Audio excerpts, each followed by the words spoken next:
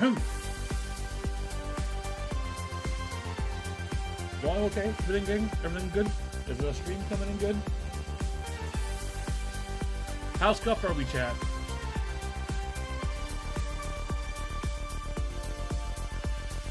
Are we at an adequate level of scuff today?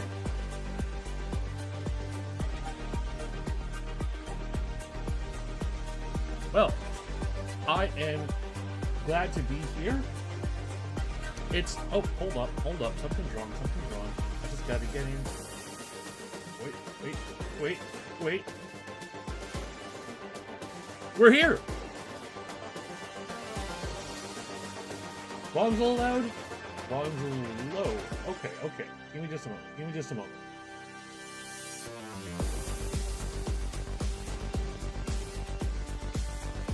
Okay, how are we doing, chat?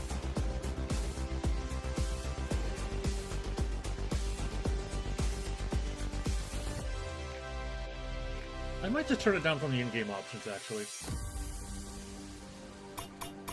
Options! Yep, we're just gonna do this right here. We're reaching critical scuff levels today, chat. How are we doing today? Voice still coming in low?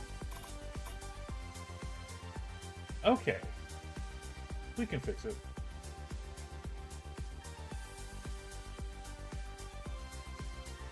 We can absolutely fix it. Audio, mic, aux. How much louder can I get this? Can we get much louder? I might just have to resort to yelling.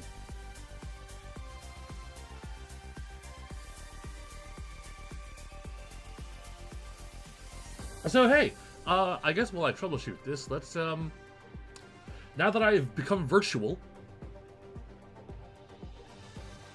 I understand that the tradition of these types of streams is that I get a free license to yap for about 10 to 20 minutes.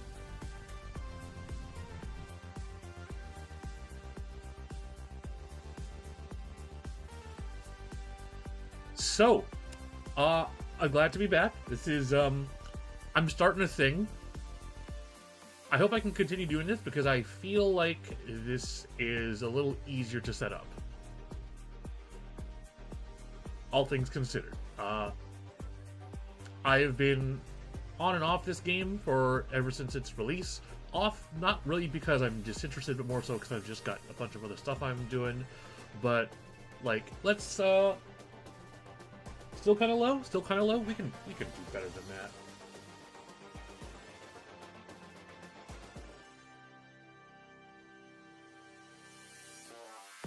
We can do better than that. Gonna give it a few more tests, you guys. Just need to pitch a few things. How about now? Are we good for yapping? Are we at an adequate yapping volume? I can go louder. I try to make it louder.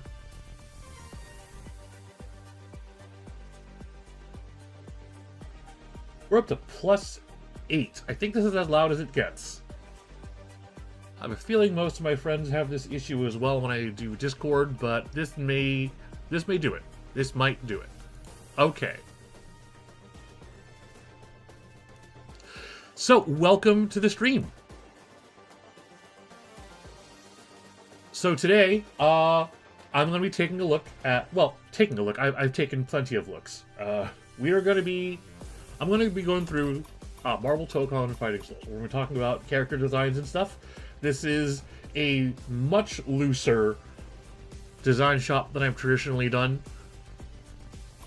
Only because there's so much to talk about with this game. It would be difficult for me to consciously do it in a single video. So we're going to do it fast, we're going to do it loose. And I suppose I actually want to open with a bit of a preface, because I feel like this is an unusual pick for me to go through.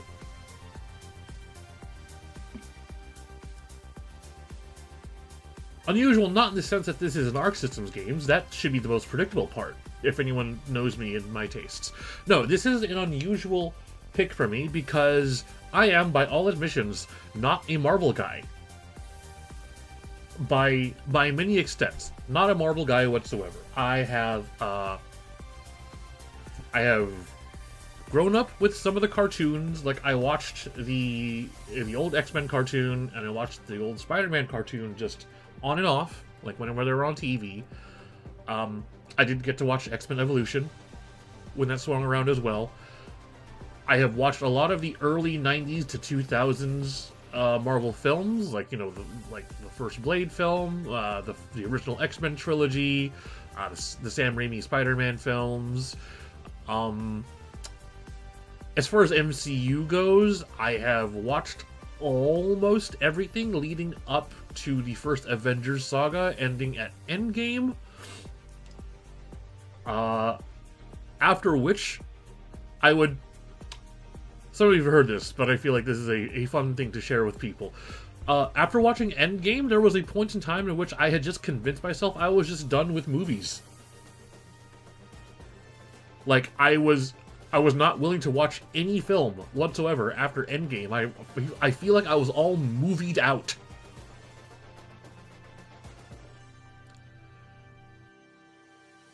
That passed after a few years. Like, I watched another movie, and it kind of rekindled my interest in film. But Marvel exhaustion is real. Marvel fatigue is real, even for as, I want to say, little exposure as I have to the larger part of, like, the comics, the cartoons, the MCU, the extended media. And I would even say that extends to the games, because despite, you know, being in the era where a lot of the big popular games really got to pop off, you know, your Third Strikes, your early Dreamcast era stuff, Marvel vs. Capcom wasn't really my game either. Believe it or not. Believe it or not, I was never actually a Marvel kid, even as far as fighting games go. It was my worst fighting game. I am not good at the Marvel vs. Capcom fighting games by any stretch of imagination. And I also just did not have a particular draw to them. Like, the characters were cool, but nothing I was really attached to, so to speak. Strange thing, considering. Now, I'm aware of Marvel vs. Capcom. I am aware of, like, the culture that's been built around it. I was just never, you know, in it. It wasn't my game. So, I am just as surprised as all of you that we are here today, where we have a new Marvel fighting game. It is by goddamn Arc System Works, and I'm in it. I'm here for it. We're here for Marvel Tokon. And, oh yeah, since I did bring up MCU, here's some quick infographics for you guys. My favorite films are Iron Man 1 and Thor Ragnarok. My least favorite film is Multiverse of Madness. Put that in a statistic somewhere.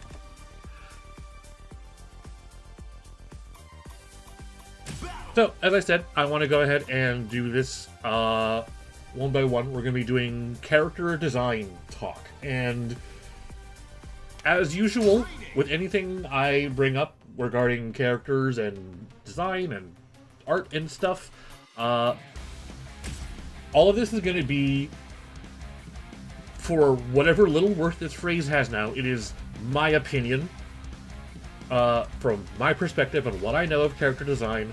So the pitfall I run into with a lot of these types of analysis, and especially when it comes to the character concept and design and YouTube, is that we're looking for some manner of objectivism when we talk about characters and art, but that's not the case here, because this is all me.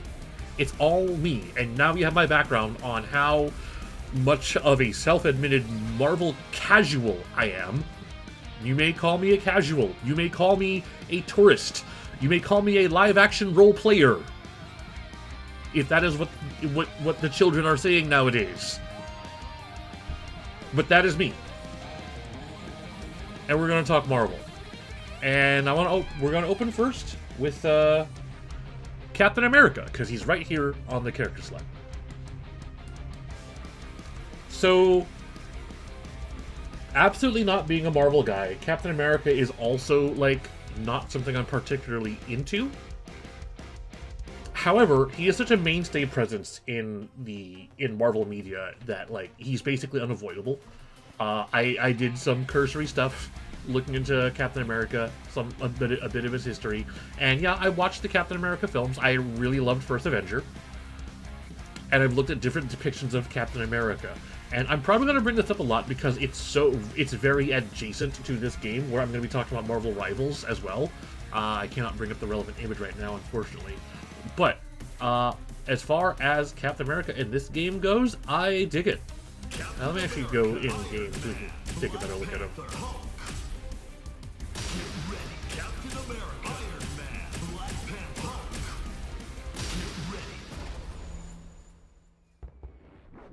So Captain America is one of those designs that is really meant to be... the concept of Cap is there always has to be some sort of element of timelessness to him, right? Steve Rogers is literally a man out of time. Can I set display to turn off HUD? Yes. Yes, we're turning off HUD. So we can get a good look at this, right? And a lot of my favorite Cap designs are the ones that really incorporate that kind of World War II era style clothing.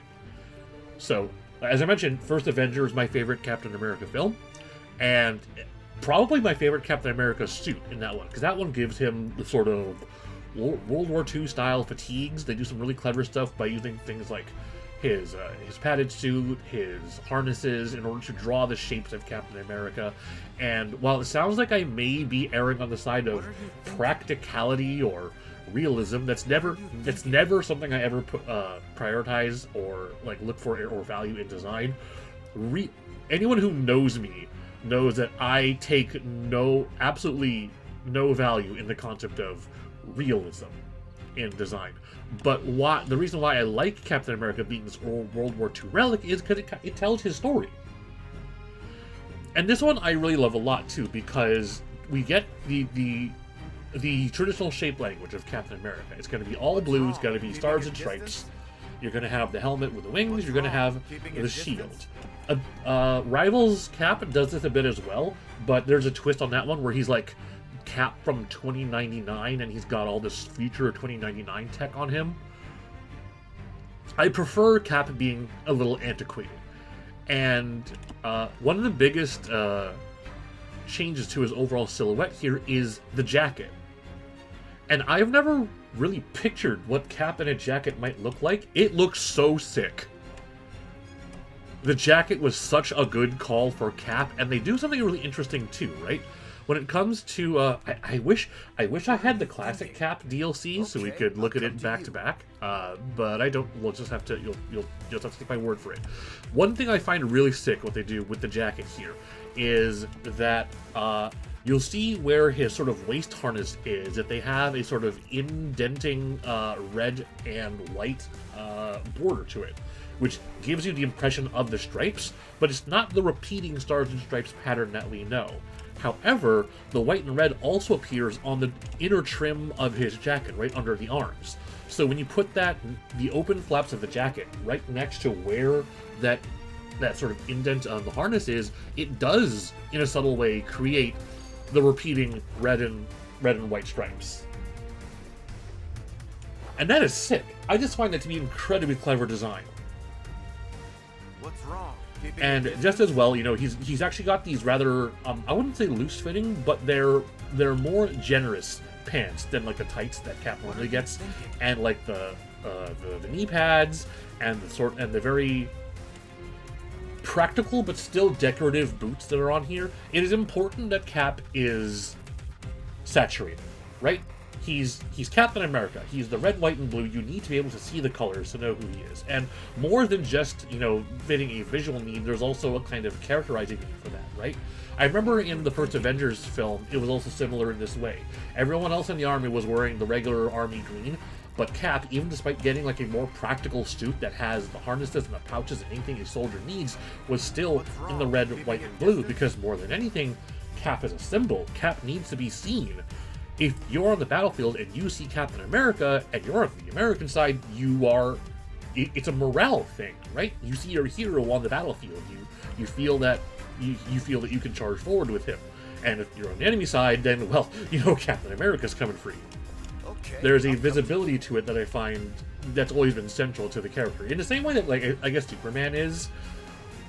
Like, I've seen several incarnations where they try to dull out the red and blue from Superman, but he's got to be red and blue for the same reason that Captain America is red, white, and blue.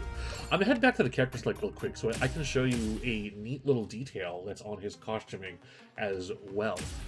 So if I go to, here we go, right? If you take a look at Captain America's shoulders, you can see they've kind of got this kind of quilted, like, this diamond quilted pattern to it. So, one, this makes sense for the style of jacket that this is. Those are where you would put the padding and stuff.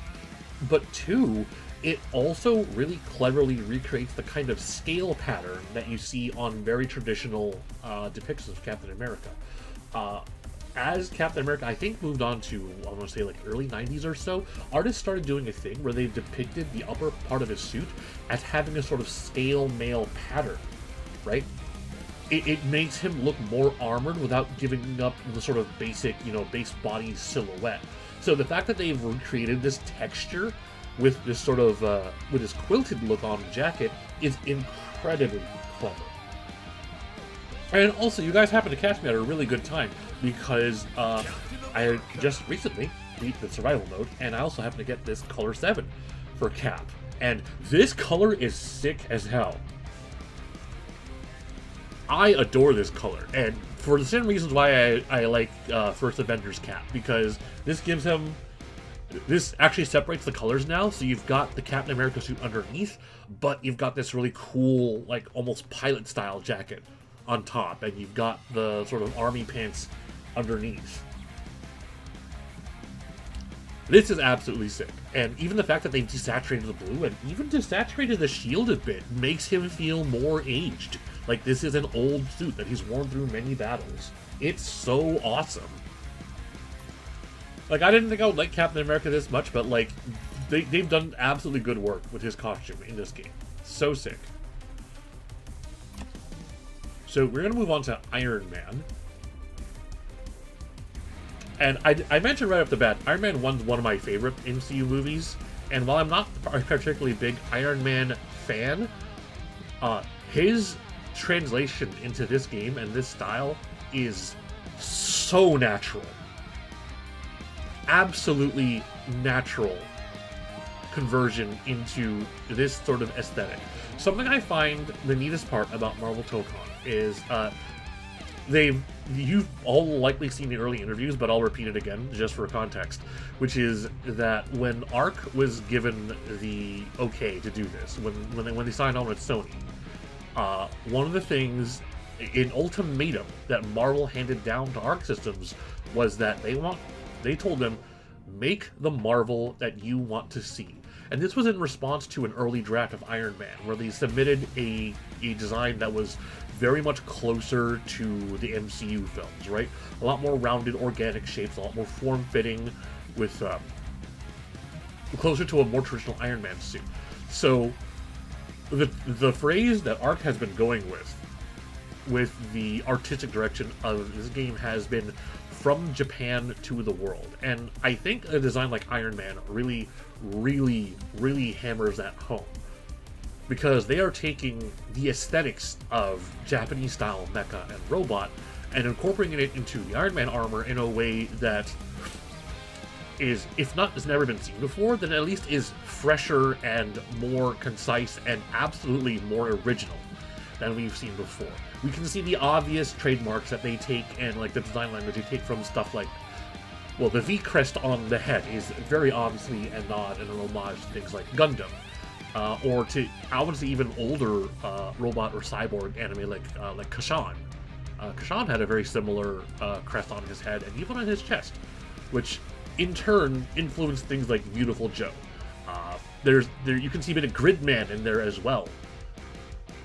This style of suit has always been sort of intrinsic to the Japanese depiction of heroes, not just like Kamen Rider and Sentains and Tokusatsu. It's one of the most interesting things I find where Iron Man has a parallel to this is that I once read a thing that I found pretty eye-opening regarding the difference between like or why a lot of traditional Japanese superheroes are men in suits, right? Your Kamen Riders and your so forth. I'm not a Kamen Rider guy, so I might be talking completely out of my ass. Chat, you have full permission to roast me if I get any of this wrong. But oh hey, $2 from Mandalorian Hunter 1. Thanks for the super chat. I was expecting none of this today. I was not expecting triple digits. I wasn't even expecting double digits today. But you guys came out rolling out here. I am so glad to see you. But back on topic. So the tradition of sort of suited heroes in Japanese like superhero media sort of posits the idea that in order to become a hero, you put on armor, right? It is about putting on the equipment, the suit that changes you into a different person, that makes you battle ready and able to fight. And there's just an interesting parallel in which how Iron Man has always been that. You know, there's always a question of who is Tony Stark without the suit. And for as long as he's been around, he just gets to make a billion suits for a billion needs. And I think this one was even given its own designation in like Marvel canon or something. There was a different interview I saw where they had also shown some behind-the-scenes stuff, and they revealed that this suit was modeled after something they had called like the samurai suit or the shogun suit or something, which is why it specifically has that V crest, other than being like the very obvious like Gundam Shan homage. But there's something too about the shape language of this suit that is very distinctly Japanese and not at all like the more MCU version suits, right? And I want to talk about how chunky this suit is, because something that's really important about mecha design, especially in Japanese anime, is a sort of sense of kinesis, right? A sense that the suit moves and folds and transforms. And like, you see this happen in a lot of mecha shows like Gundam and such, where like in order for a Gundam to showcase a new weapon or a new function, part of it will open. The different plates and different shapes will shift and move to because of its robotic nature, and you get a sense of that with this suit as well. How do I do this? Yeah, it's kind of minor here, but like in a lot of cases.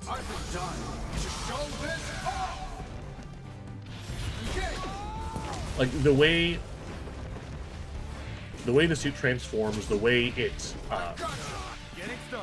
this has a bunch of folding parts, and I'm not even talking about Hulkbuster. We haven't even gotten to Hulkbuster Champion Buster yet. That's gonna fall more to more traditional mecha stuff. Still with me? Everything okay? But there is a rigidness, there is a solidness to the design that really makes it feel like a suit of metal. It makes it feel like armor.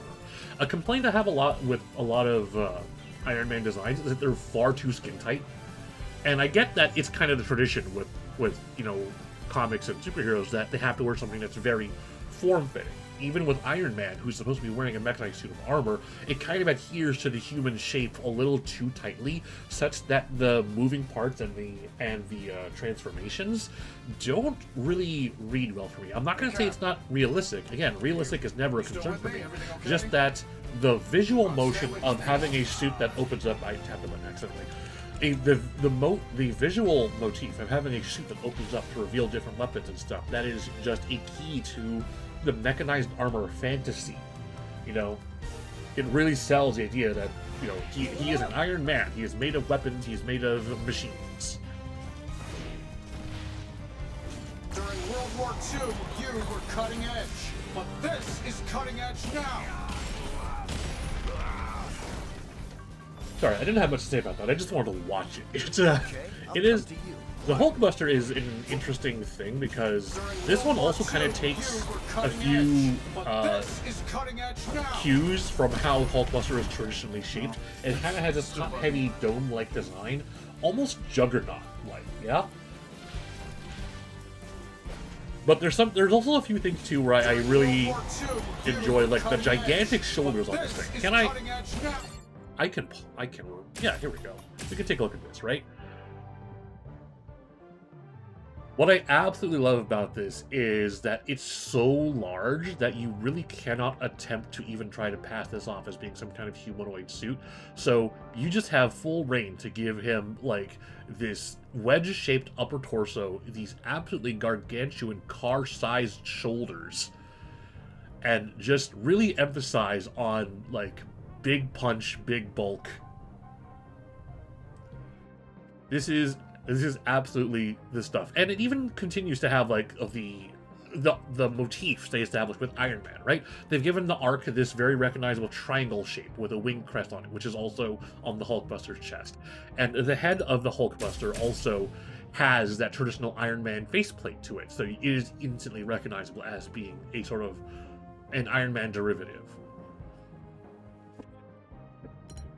So yeah, it is.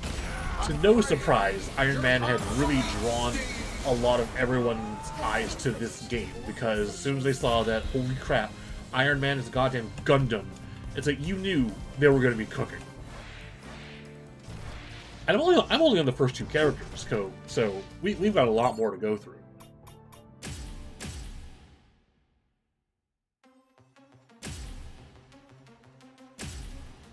Select your character. Black Panther. So one of the most exciting things leading up to Marvel Tokon, and I hope a lot of you were also in on it as well during this time period, which was everything leading up to the release of the game, was a lot of speculation and a lot of like wondering who was going to be on the teams. How are they going to switch it up, right? Because when it comes to the Avengers, there's always a very predictable lineup you can really think about. In fact, we can just go to Avengers Square right now, and like, you know who the OGs are. It's gonna be Cap, it's gonna be Iron Man, it's gonna be Thor, it's gonna be Hulk, right? And especially because of how Marvel branding is nowadays with the Avengers films, we know they are the mainstays. So yeah, imagine my surprise and everyone's surprise when we got Black Panther as a mainstay Avengers member. Not just Black Panther, but Black Panther Shuri. Perhaps more of a surprise than anything, which is cool because I believe, someone correct me if I'm wrong, this may be Shuri's first playable appearance in, if not in Marvel game, at the very least a Marvel fighting game. And our only real point of a comparison actually is, well, we have two actually. We can point back to Black Panther in Marvel's Capcom Infinite. The only time Black Panther was available, or the first time he was playable in a fighting game, as well as the Black Panther that is in Marvel Rivals. So I'm gonna head back to the character select so we can take a look at her portrait model again and get a closer look at it. Select your characters. So what I really like about this Black Panther costume is, let's get a few first things out of the way. Fur collar and cape just wins, right? Let's not pretend that the fur collar and cape carries so much of designs. It is. I will be revisiting this train of thought later, but like, it is a very easy thing to tack onto a character that really expresses, you know, royalty, authority, power. And you ought to have that with Black Panther. Not only that, but because, you know, the sort of fur lining and as well as the more traditional elements of Black Panther's costume, especially the sort of gold, like, tooth necklace, always to me expresses a part, not just of Black Panther, but of Wakanda. I probably should have mentioned when I was running to talk about Marvel films that Black Panther 1 also probably one of my favorite Marvel films.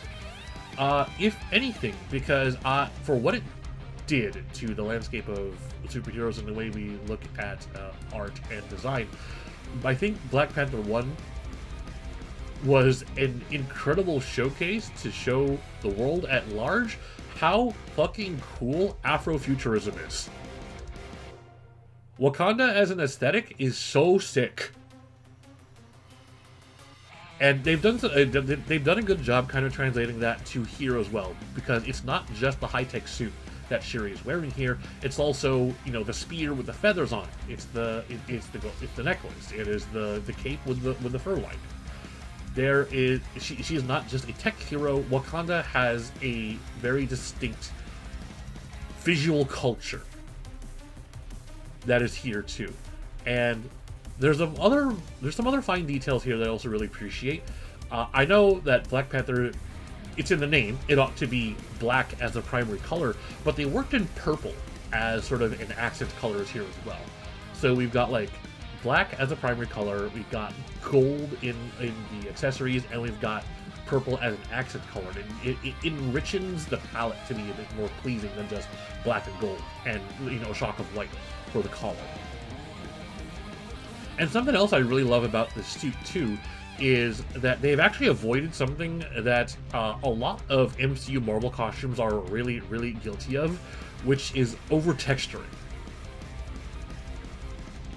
It's probably a thing specifically for film, but like a lot of Marvel costumes in them have a tendency to, like, we want to re-envision the super suit as being like, oh, well, it's not just spandex, it's not a super suit, it's like a suit of Kevlar, it's like the bulletproof material, so we're going to give it a bunch of like lines, and we're going to give it like a bunch of tech, and we're going to give it a bunch of latticing.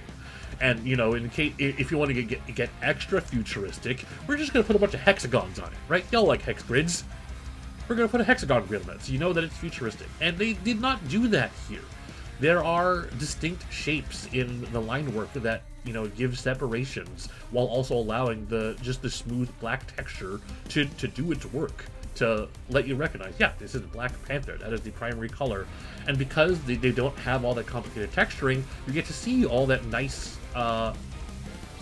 all the nice detailing in how the shapes are separated.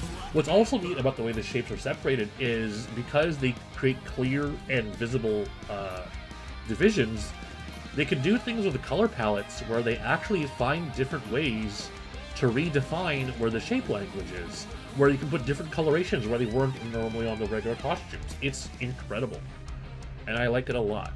And as for everything else that's present here, what's really neat about Shuri is that we want to be able to stress visually and gameplay-wise that she is different from T'Challa.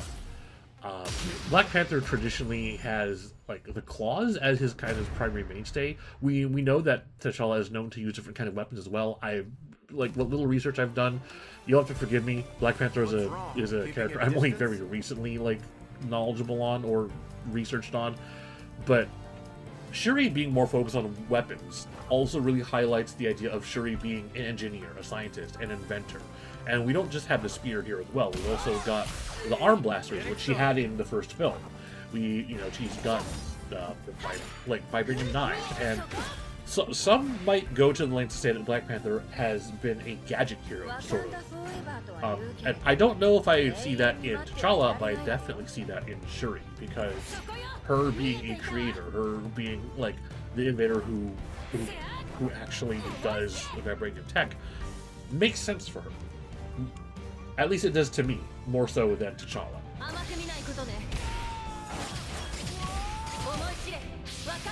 And is also represented by, I was going to say her drive, but like it's her unique thing. This one I find particularly cool because the Black Panther suit, the way they describe it, it's supposed to have control over sort of kinetic force manipulation, in the sense that like it can absorb kinetic force, it can expel kinetic force, etc. So with Shuri, the way her unique is designed, they represent that through momentum. It's the ability to just sort of kick off and have immediate inertia. And also just absolute love for being able to incorporate the Wakanda Forever pose in any number of ways here. During her power up here, it's also like that first part is actually a parry where she hits it, and right here in her cinematic as well. Oops.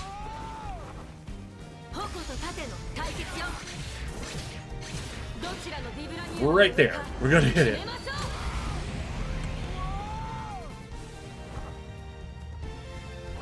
Okay, I'll come to you. And I think since I was talking about like mecha and stuff earlier, it cannot go without mentioning This, once she hits the somewhere here. Here we go. Special guest appearance from Blade Liger.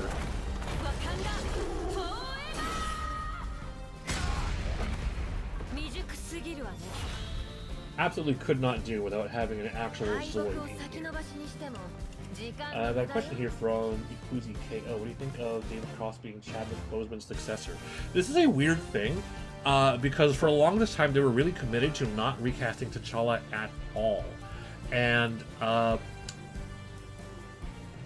weird observation, personal observation, put me on blast if I'm wrong. One thing I always find strange about the current status of the MCU is that casting choices have implications in the canon, right?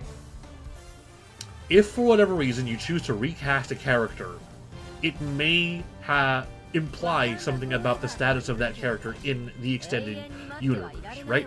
If someone showed up and they said, "I'm Stephen Strange," and they were not Benedict Cumberbatch, you'd immediately be on your guard. So you're like, wait a second, what's going on? That's not Doctor Strange.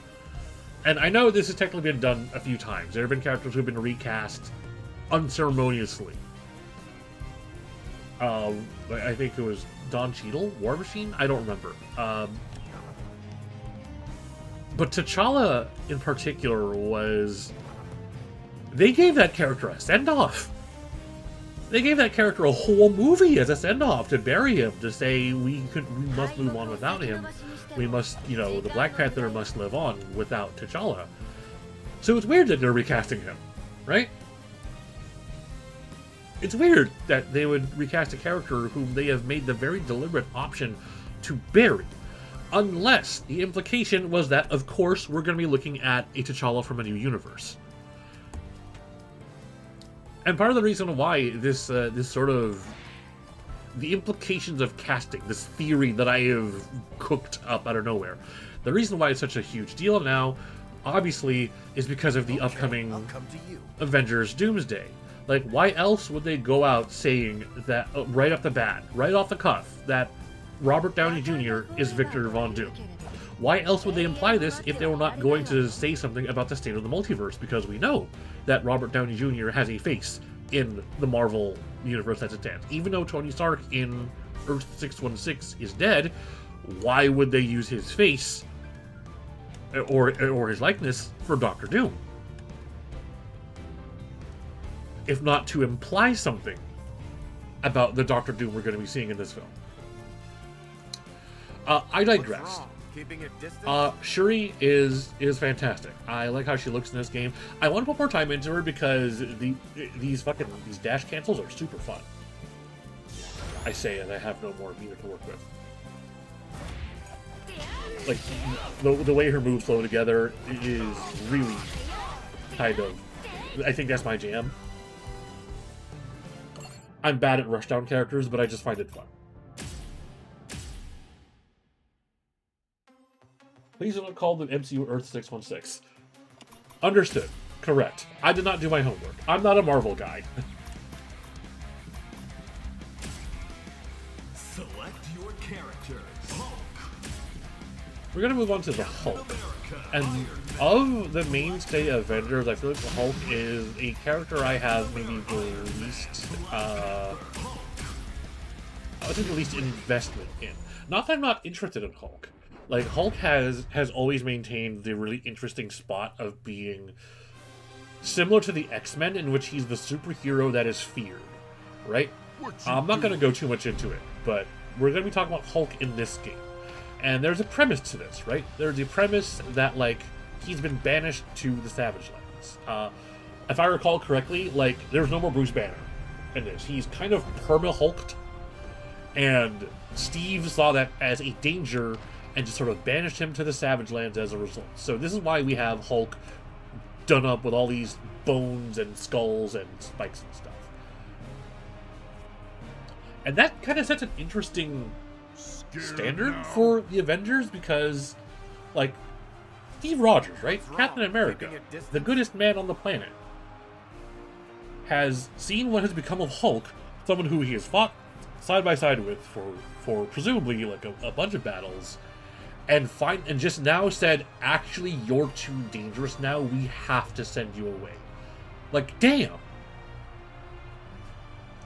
Damn, that hurts. But let's talk about Hulk. I can get the impression that, like, what with the leather harnesses and all the spikes and stuff, they were kind of shooting for Planet Hulk or like World War Hulk. I don't know which one it is. It's the one where Hulk gets all metaled up and Viking-like, right?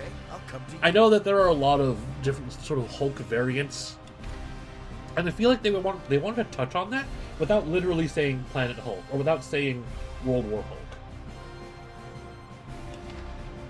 And in terms of fighting game language, it's difficult to mistake the sort of gameplay implication of Hulk, because look at him. Like, he's a big body. He's fucking huge. He's going to reach very far, do a lot of damage, and just send you flying with everything he does. That is the implication of the obvious implication of the Hulk. So Keeping a distance? there is something strange to think about the idea that the Hulk would resort to wearing armor. Because one of the qualities of the Hulk is that he's unstoppable, right? The angrier he gets, you know, the more fuel he has in the tank, and he has bottomless anger. The Hulk is not really a character that really strikes me as having the need to protect himself. So I'm wondering if the idea that he's now wearing all these dinosaur bones and stuff is almost a reflection of a different state of mind, right? What mindset would Hulk have adapted that tells him he requires armor? Just confirming, are you talking about Worldbreaker Hulk? You know what? I probably am. You know, self-admitted live-action role player here, not a Marvel guy. I'm just gonna say like 4 or 5 different Hulks and probably get them wrong. I saw a Hulk once that looks like Akuma.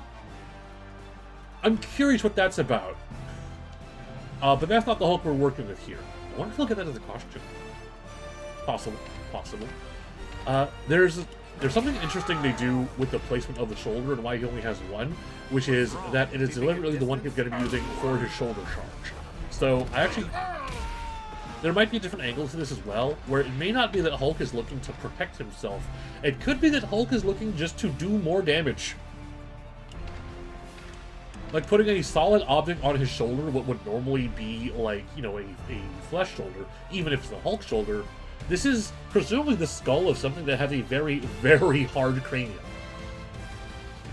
I have a friend who's really into dinosaurs who will probably correct me on this, but the implication from the shape is that that's the ramming shoulder.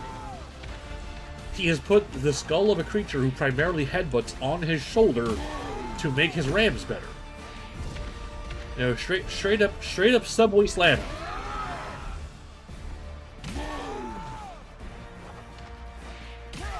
And while this is kind of a move he's always had, even in like Marvel vs. Capcom, even straight up here, like just kind of putting that extra shoulder there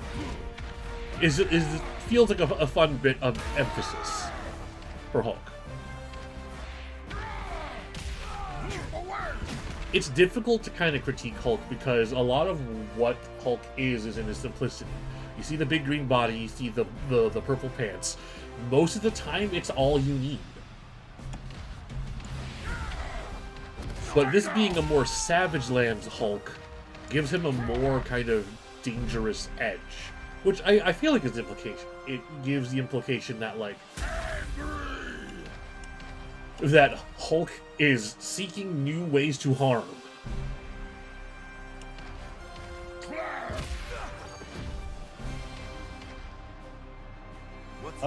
Hey, G41M13, thanks for subbing.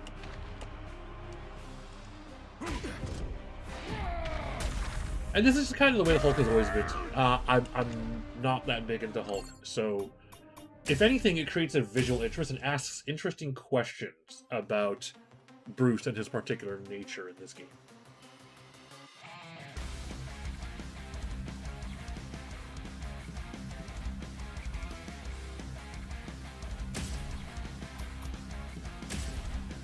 Select your character. So we're going to move on to the X-Men, and You already probably caught a bit of this in my preamble, but since, seeing that I grew up with the X-Men cartoon, I watched all the original X-Men trilogy films. Yeah, X-Men are some of my favorites. Storm, Magic, Wolverine, Danger. And Get ready. part of it has to do with just the premise of the X-Men world sets a much more intriguing precedent for their status as superheroes, right? Just the idea that, like, one, they exist as a kind of a very deliberate allegory to bigotry and racism and prejudice, and they are here specifically for that. So they've always been a really cool personal story for me. But when we look at X-Men individually, Storm, absolutely killer. Let's not kid ourselves. This is an absolutely stellar look for Storm in this game. What I love is that they've taken some notes from the way Storm was traditionally depicted, right? We want to give her the big hair, and we want to give her the sort of cape that's sort of tied to the wrists, very much reminiscent of 90s Storm. And even giving her a mostly white outfit is a kind of callback to that as well, which most may recognize as being reminiscent of like MVC Storm, but just as well, the gigantic thigh-high boots has a very 90s feel to it. But like the costuming is also really interesting here too. Yellow is kind of a unifying color for X-Men, so it's going to be her accent color here as well. Also cannot do without having the X belt on her somewhere. One thing I love about X-Men costuming is how many ways they try to find to work in X shapes without deliberately putting an X on them. So if you see where her collar is and where her it makes that cross shape right above her chest, that implies the shape of an X without deliberately being an X. And what I really love about this costume too, just in line with the way the hair and the cape are designed, is that they're also meant to look good in motion. Storm is going to be controlling elements, which means, and especially with her mechanic of skiing being wind, which is that the cape and the hair have to move with her. It really makes her look like she is one with the elements in a sense that, like, when they move, she moves.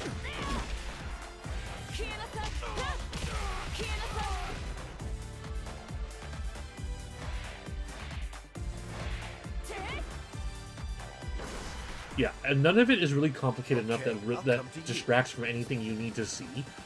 Again, probably owing to the simple texture work in this game.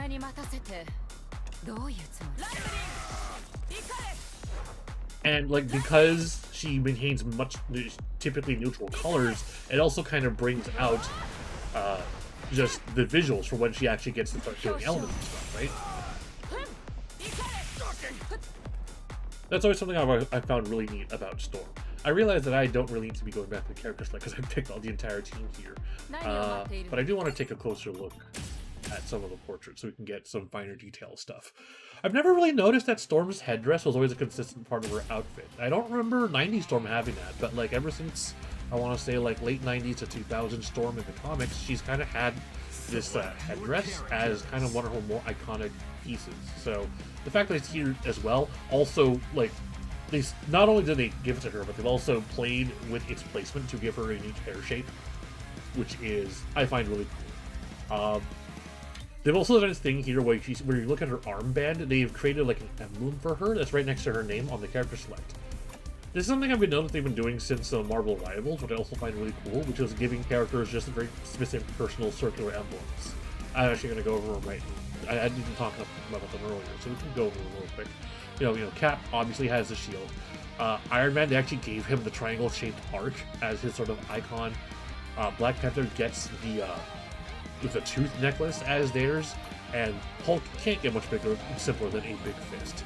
So the X-Men have an interesting one here, where as much as they can, they want to imply X shapes with their emblems. Storm's is a lightning bolt that has these sort of two horizontal lines where if you tilt it just the right way, it kind of becomes an X. And then they also sort of recreate that sort of split ways lightning bolt on her armband, which is really neat in terms of just costume. Yo, Trigger Punch, you gonna hold Combo Tober this year too? Yes, we are absolutely doing Combo Tober. You all have a lot more cool games to do Combo Tober with. I haven't even gotten to touch Avatar Legends yet. I'm probably gonna wait for it to go on sale, but like, I expect a crazy variety of games for Combo Tober this year. I'm super excited. We're going to move on to Magic, and Magic is a character I have been relatively unaware of until, like, Marvel Rivals, and oh boy did that game do some good publicity for her. Quick fun fact about Magic, she's actually the second ever X-Men to get a solo comic? That doesn't sound right! No way! No way. I feel like every X-Men has a solo comic by now, right? There's got, like, you know, Wolverine solo comics are going to be a thing. Magneto has had solo comics. Really? Magic was the second? I had no idea! My face tracker is showing, yes, I have 3 monitors and they're placed in awkward places. I've committed technology to this stuff. You cannot beat me when it comes to stuff. But let's talk about Magic, because she's my favorite character in this game, just straight up, for no reason other than the fact that she is fucking cute. I can't. The motion tracker is covering your feature. Oh my god! What happened? Oh no, I've become a Polygon Man. That's what happened to me. I've become the Tron. I am reaching levels of scuff I have never knew was possible. But yeah, let's talk about Magic, because I've only learned of her recently as Marvel Rivals, and apparently she was, like, she was in the Inhumans, I think, and she was also in Midnight Suns. But I don't think she ever really popped off as large as she has now, until Marvel Rivals really gave her like, that big platform boost she needed. And that led her straight here, where, goddamn, she's a cutie.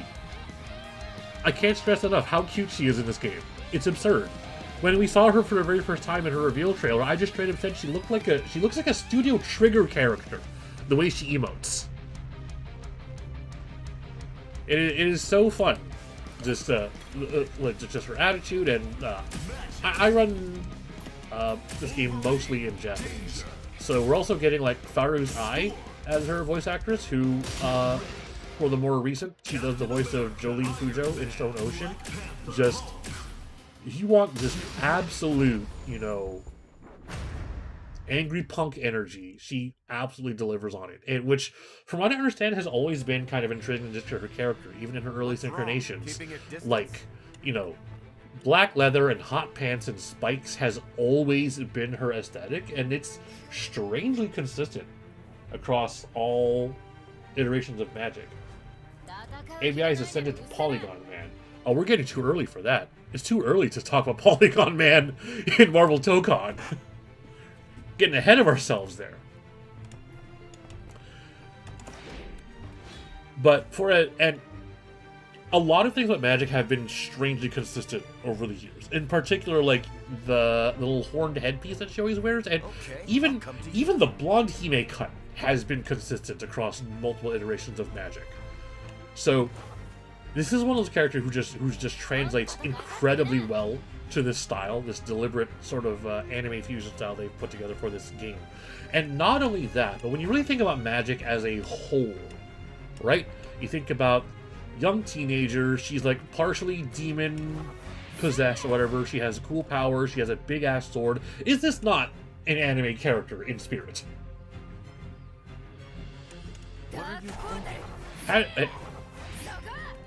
If you removed all of her context from, like, Marvel Comics and, like, stuck her in a JRPG, she would feel right at home.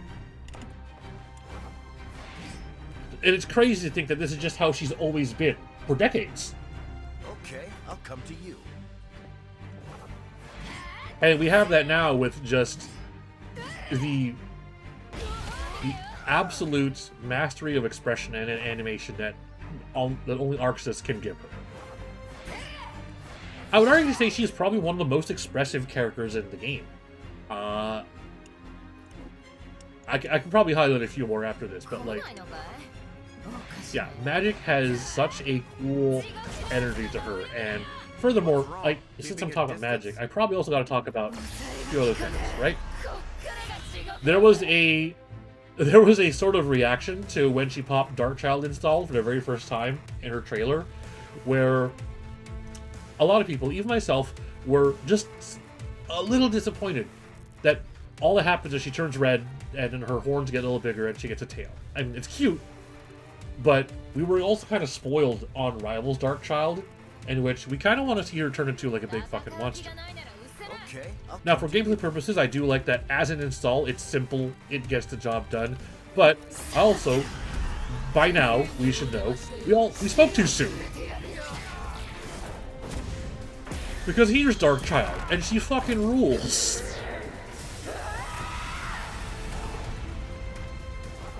Let's see if I can get a pause shot on this. If I can get if I can catch a freeze frame. Okay, pause during cinematic.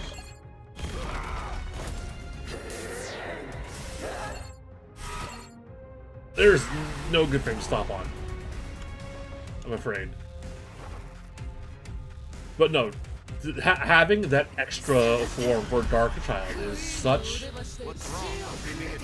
They found an opportunity and they took it. And I would be remiss to say that like, Arxis would not bank on the idea of a character who transforms, not having a super cool demon form. Look at this shit. This is... God, the way the mandible continues into her horns is so inspired. And how the whole upper head and the hair above that is just fire. Even this looks like a Studio Trigger character.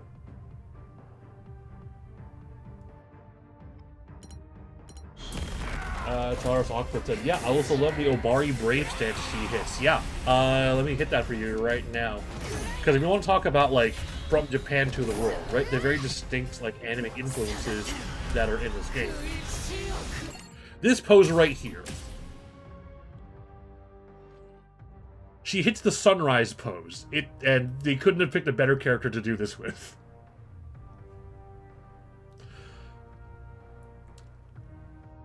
And there's some really cool camera shit going on here too, because like obviously they're using a forced perspective to hit this shot.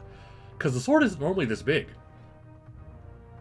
They have to sort of fuck with the FOV for this shot individually to make the sword appear this way.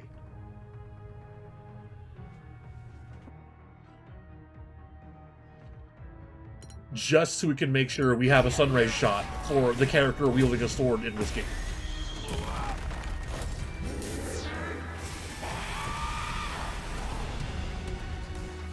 You know, now that you're here, let me show you what I've been cooking, because Magic is the only character I really put time in to actually get good with.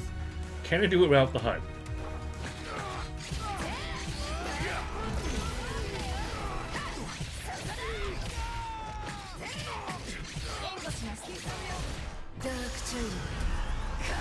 Yeah, we got it. We got it.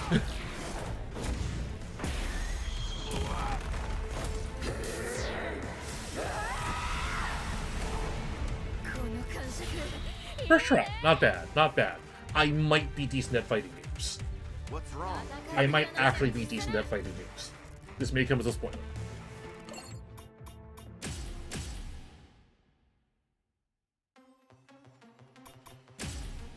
So I am utterly pleased with Magic. That should come as a surprise to absolutely no one. Wolverine is interesting to me because it's one of those designs where, despite the permission to go wild and to make anything they wanted, they actually went with something very traditional with Wolverine. And I can see why, because Wolverine, among most of the X-Men, does have a very distinct look to him. The stark yellow, the wings on the mask, and just, you know, everything leading up to the claws. It's difficult to be like, oh, Wolverine just looks like any other guy. He absolutely doesn't. And there's something interesting I can point out with the costuming here as well, which is unique to Tokon. And that's the, if you take a look at his chest, right? They do an interesting thing with a lot of these super suits where they come off a lot more padded and they come off a lot more armored than they would traditionally look. Because normally this would just be a straight latex suit, right? It would be a form-fitting, body-hugging latex suit. But they've added plating to where the chest is, they've added plates to individual abs, and they've given it a kind of like separation in places that makes it feel like armor. And I think this might sort of tie into what I was saying earlier about like how tokusatsu heroes are defined by wearing armor. So you could sort of imagine this as being sort of a tokusatsu Wolverine.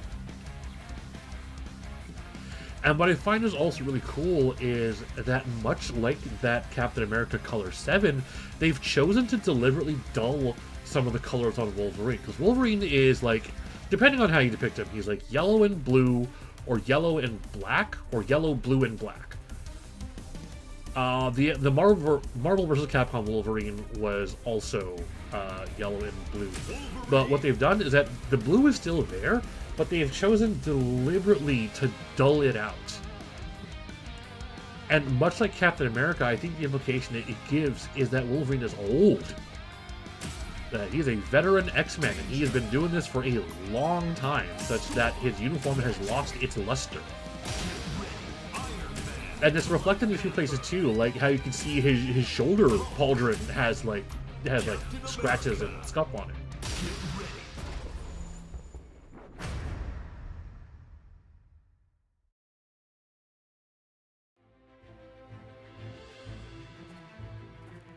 But it's otherwise very faithful to traditional depictions of Wolverine, even down to the boots. The boots was, I remember seeing a, waiting for me to die of old age. Won't work. Let's see, Sinine asks, do you prefer superhero costume Wolverine or leather jacket Wolverine?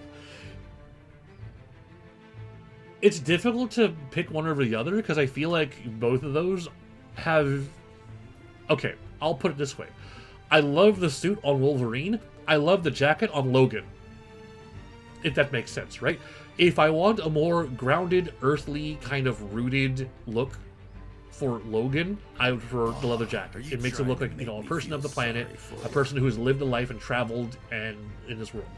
But if I want the Wolverine, you know, the battle-ready X-Man, I want the uniform. I recall something interesting about when it was a thing with Capcom, right? And they were talking about how they approached some of the Marvel designs. And in Marvel vs. Capcom 3, they were working really closely with, I guess, Marvel people on how to do some of the costume, right? When it came to Wolverine, they had the original Wolverine that they had in Marvel vs. Capcom, which itself was based on the Jim Lee Wolverine, which was very ornamented, very theatric, classic, you know, yellow spandex suit. And one of the things, too, was that the boots on that Wolverine had this sort of wing shape that sort of mirrors the shape of Wolverine's mask. So there's always... A lot of his costume is dominated by these sort of wedge shapes, these V shapes, right? On his shoulders, on his collarbone, even the ridges between his ab plates have these spikes to them.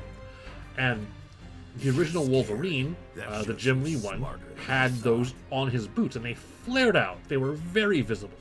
So when they did Wolverine in Marvel vs. Capcom 3, Marvel straight up told Capcom, is like, okay, most of this is good, we like Wolverine being iconic, but you gotta change the boots. You gotta give him some more sensible boots. So they kind of did. Capcom's Wolverine in MVC3, they got rid of the wings, and they gave him just blue boots with a sort of yellow straps on them, and it looks fine. I didn't mind it. It's probably a good change for the time.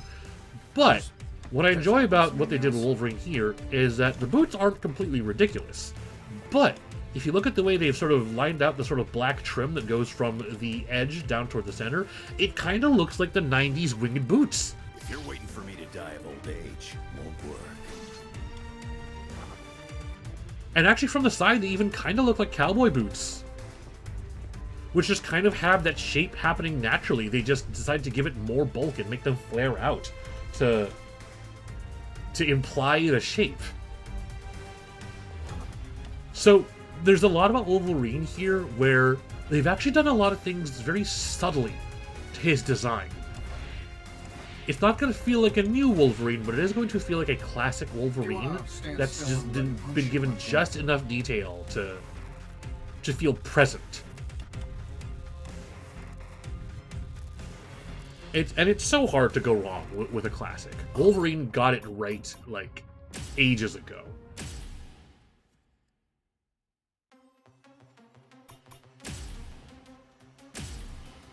Select your character. Danger.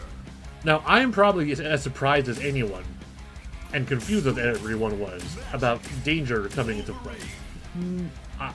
It is probably safe to say that, like, most casual people to Marvel movies and video games had no idea who the hell Danger was. Same here. Honestly, being the live-action role player that I am, I had no concept of who Danger was, and even that she was actually part of the comics. But they've done such a good job presenting her in this game that she introduces herself as Danger, she has all of these holograms and weapons and stuff, and I just kind of immediately clued in, oh my god, she's the Danger Room.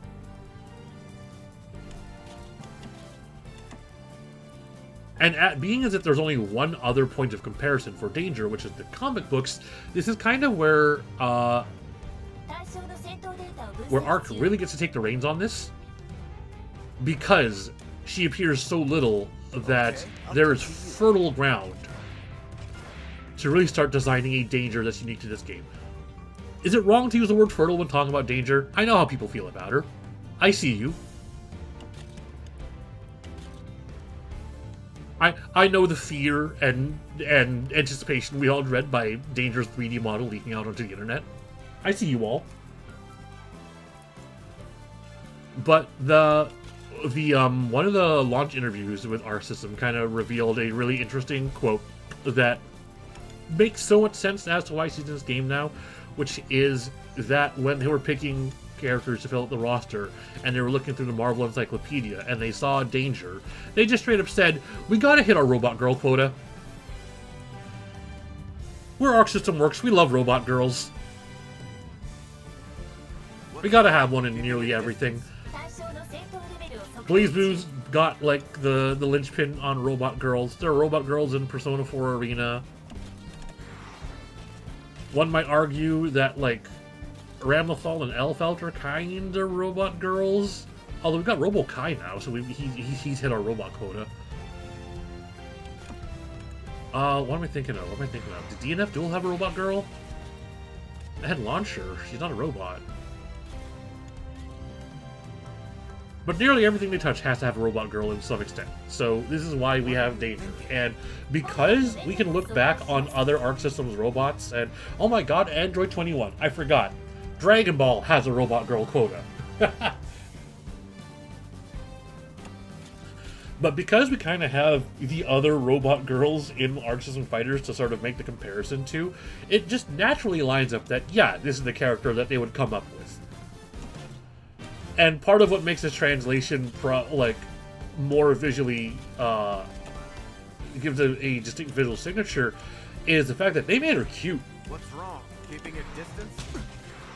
No one's gonna lie about that. She's cute in this game because her only point of comparison is the comics, and she's not cute in the comics. In the comics, she is supposed to be some hateful, emotionless Terminator. And they kind of go with that with the way they designed her face in those comics, where it's almost like a Dr. Doom mask, where it's just meant to be scary to look at. We weren't going to have that here, because Arc System has an agenda, and we're here for it. It's about cute robot girls. I think part of that, too, also translates to the way she moves.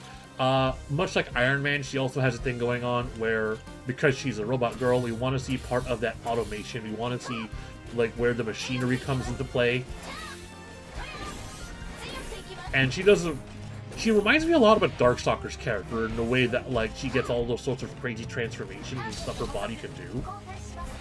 What's wrong? Like, you know, shooters. 3 different guns, in fact, if you look at it. Or perhaps the same gun with 3 different colors, now that I'm looking at it. not just the weapon she uses, but the way she moves too is meant to feel distinctly inhuman. Like this little pirouette she does when she does her kick. Surprisingly, she was given a white woman normal.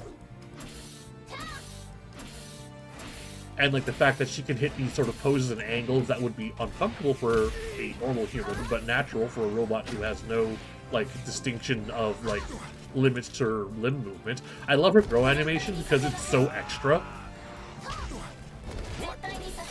Like hitting this right here.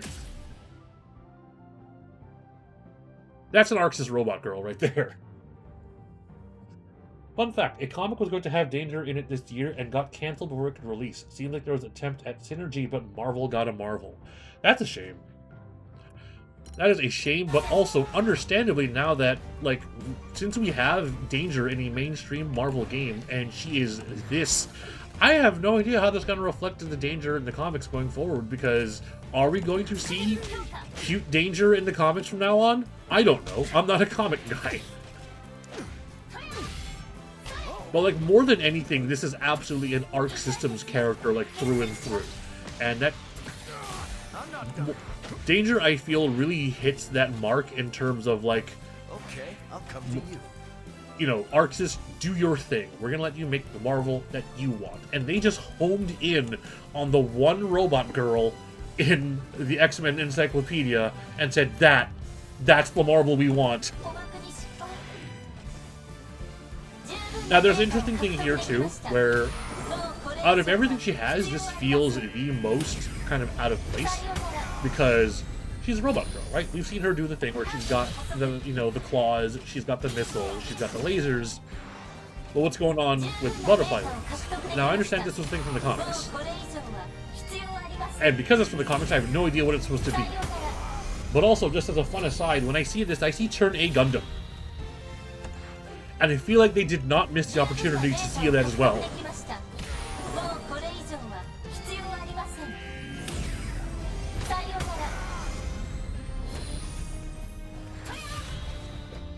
I mean, also speaking of robots, I probably missed an opportunity to do this earlier. Something about drills, man. Like, even well before Gurren Lagann, there's just something about drills that is intrinsic to fictional robots. And they did not miss the opportunity.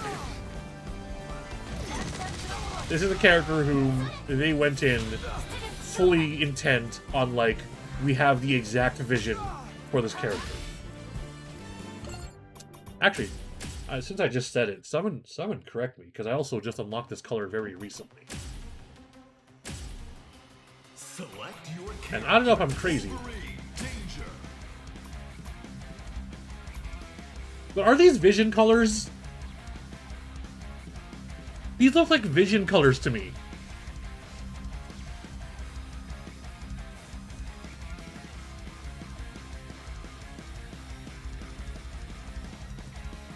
The color, it might be dulled down a bit, but I see the sort of fuchsia, I see the green, and I see the yellow, and I see vision.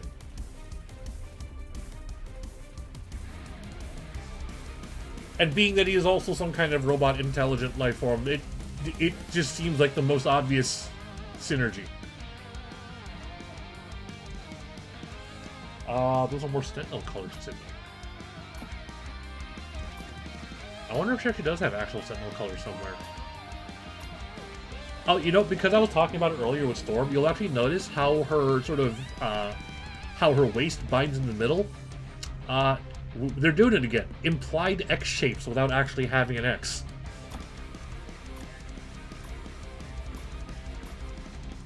And similar to Shuri, the way her shapes separate also give them more varieties in how they separate her colors and her color palettes, which is why we can even have this Vision-esque skin in the first place. This one just makes me think of Phantasy Star Online, but that's just me. So let's move on to the Amazing Guardians. And we're going to open Spider-Man. And you'll have to forgive me, this one comes out looking a little shorter than normal, because I don't know what to say, man. It's Spider-Man. I'm not going to say there's no way to do Spider-Man wrong. I've seen some bad spider suits before, but in the same way as Wolverine, like, as long as you're kind of following the blueprints of the original, you can't go wrong with classic Spider-Man. There is something I can probably comment on too, and that's kind of the color choices with Spider-Man, which I know it's red and blue. A lot of superheroes are red and blue. I'm standing right in front of him right now, who is red and blue. And color choices with classic superheroes tend to lean toward the very vibrant and the very primary. When I say primary, I'm talking about like the primary pigments, specifically red, blue, and yellow. These, in terms of paint, are the core colors you start with before you can mix them and make different shades, right? So if you do blue and green, if you do blue and yellow, that becomes green. If you do blue and red, that becomes purple, etc. That's just very the very elementary painting type stuff, right?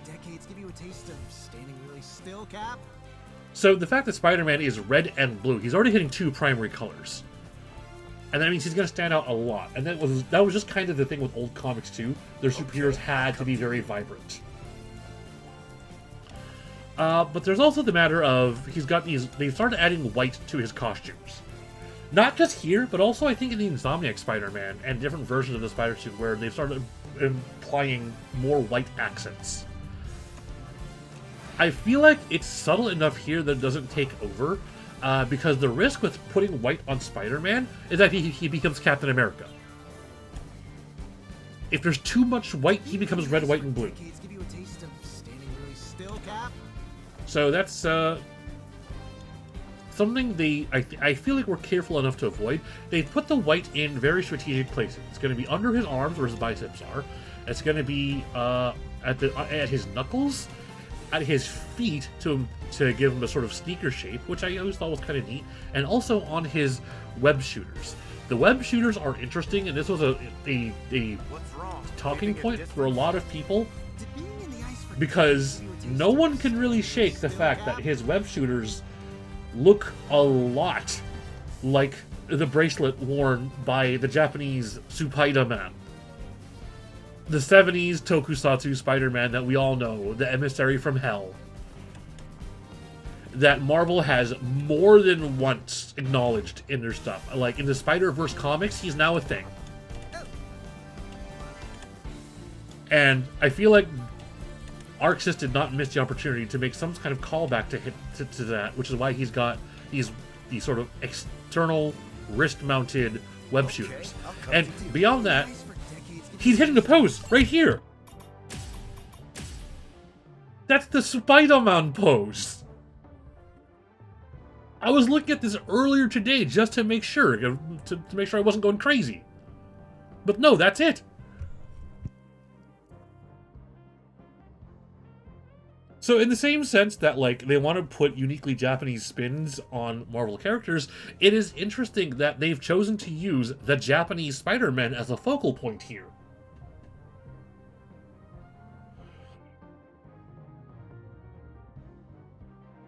Even though, I guess, technically in canon, this is still Peter Parker. He is not the actual Japanese Spider-Man.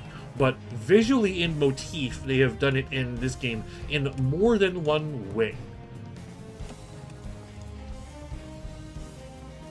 That might be as much as I can say about Spider-Man in this game, because I'm afraid they just nailed it. You shoot for Spider-Man, you get Spider-Man. But there is, actually, I can talk a little about something else too, right? Because this has to do with the way Spider-Man animates between this game and Marvel vs. Capcom. One of the unique things about Spider-Man as a traditional Marvel hero is that more than any other Marvel hero, Spider-Man has always maintained a unique physique, which sort of lends itself to his silhouette and his overall shape. And that's that Spider-Man has never been a big muscle guy. Like, he's cut where he needs to be. He's lean, but he's not like, a big strong man. What's wrong? Keeping a distance?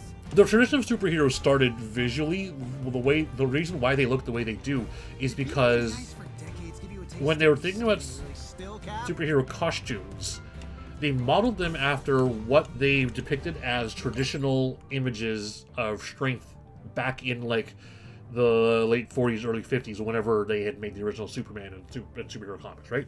And the image they landed on was like Olympic strongmen and wrestlers, which is why they're always wearing tights. That sort of also translated to superhero physiques, which is why they're always these big, top-heavy, big, burly guys. Spider-Man, being as small as he is, has always communicated a number of things. One, they have to sort of communicate the whole, proportional strength of a spider thing. He would not feel proportionally strong if he were not also small and still able to, like, lift and punch and stuff. But two, that Spider-Man's physical strength is not necessarily tied to muscle mass. It's tied to flexibility. And what this does is it allows Spider-Man to hit the craziest poses you'll ever see in comics. Like, when people make fun of comic book art for like, oh no, their spine's twisted wrong, or oh no, their leg is bending the wrong way. That applies to almost everything except for Spider-Man. Spider-Man is absolutely allowed to hit absurd poses because he's just built to it. His joints work that way. Like the fact that he can lunge forward with his elbow and hit at this distance, that's a Spider-Man physique right there. And they've really leaned into that, not only in this game, but also in Marvel vs. Capcom as well. They understood that there's an elasticity to the way Spider-Man moves that is what you need to inform where his physical strength comes from. Okay. Boom incoming.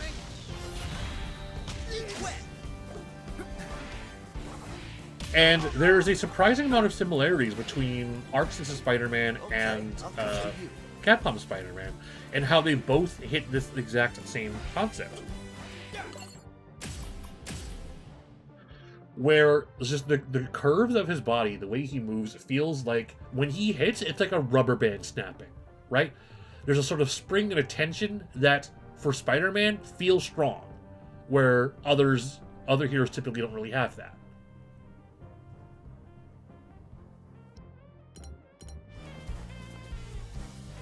Ready for my favorite Spidey sound? Whip, whip, and whip, don't you just... And just the motion, like all that combined with the motion of web swinging, and he really does feel like a speed hero who's not necessarily weak.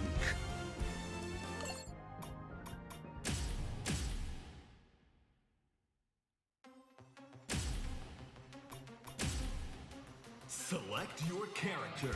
Ms. Marvel. We're gonna move on to Ms. Marvel, who I am so happy she's in this game. Spider-Man. So not counting like mobile games or whatever, this probably is the first time we're getting Ms. Marvel in a fighting game. Specifically Kamala Khan. And Kamala Khan is a character I don't know much about, but because she's been in my periphery, I just know that she exists and I appreciate her. I love that she's here. I love that we have just a young superhero who is full of imagination and hope, and even though she's taken on the mantle of a much bigger hero, she has so much of her own personality and has carved out an identity for herself. And that identity, those signatures, have translated into her Marvel Tokon look as well. Ms. Marvel. Star-Lord. Eddie Parker. And something I always appreciate about the Ms. Marvel costume, this being based on like her more traditional comic costume, is that I find that the best Ms. Marvel costumes tend to look like something that she threw together in her bedroom. This is a little more advanced than that, but there's still a sense that like a lot of this is her personal style, right? It doesn't look like tech wear, it doesn't look like a super suit. It looks like in some cases she cut up a sweater and attached the sleeves on here. If that is a suit she's wearing underneath, it's probably like a thermal suit for like traveling, or like a diving suit that she's sort of commandeered. Which also has the advantage of having to work together with her physique, because she's going to be stretching all over the place.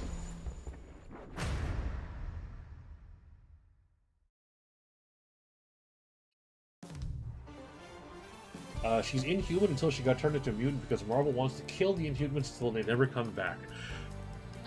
Man, the licensing situation with Marvel and just being able to, to say we have mutants, but not really, they're Inhumans, but actually wait, they're mutants again. The fact that they have to work this into canon is the most ridiculous thing. Anyway, let's talk about Kamala.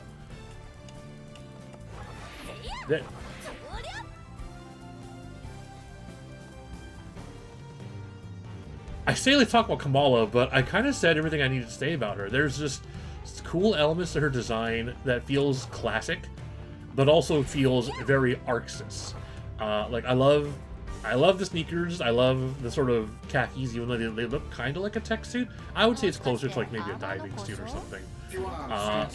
But there's some cool things going on with, especially the way she animates, right?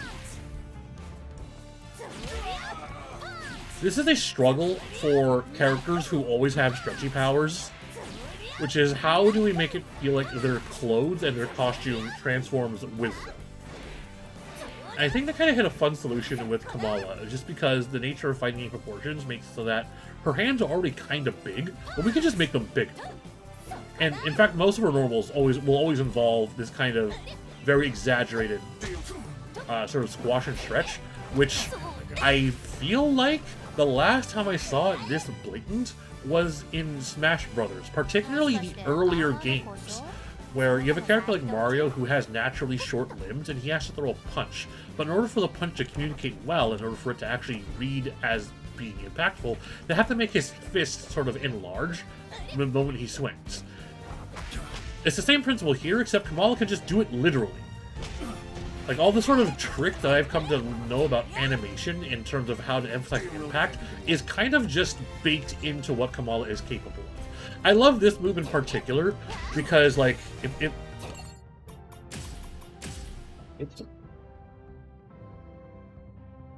because this frame right here looks like a shitpost.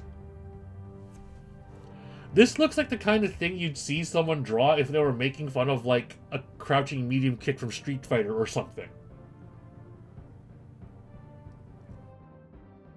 Or, like, some kind of under night normal, right? This is shitpost energy right here.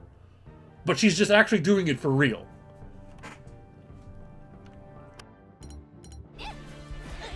And there's just something admirable about that. And she's the character I kind of put the second most time into.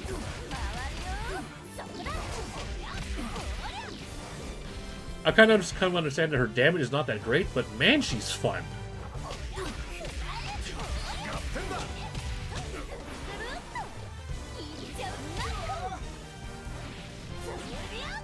She's also one of the most technically simple characters in the game, which is an interesting choice considering that this is Arc Systems, and Arc Systems, when they can, like to be really intricate with their mechanics, especially if they can use those mechanics to portray a character in some sense.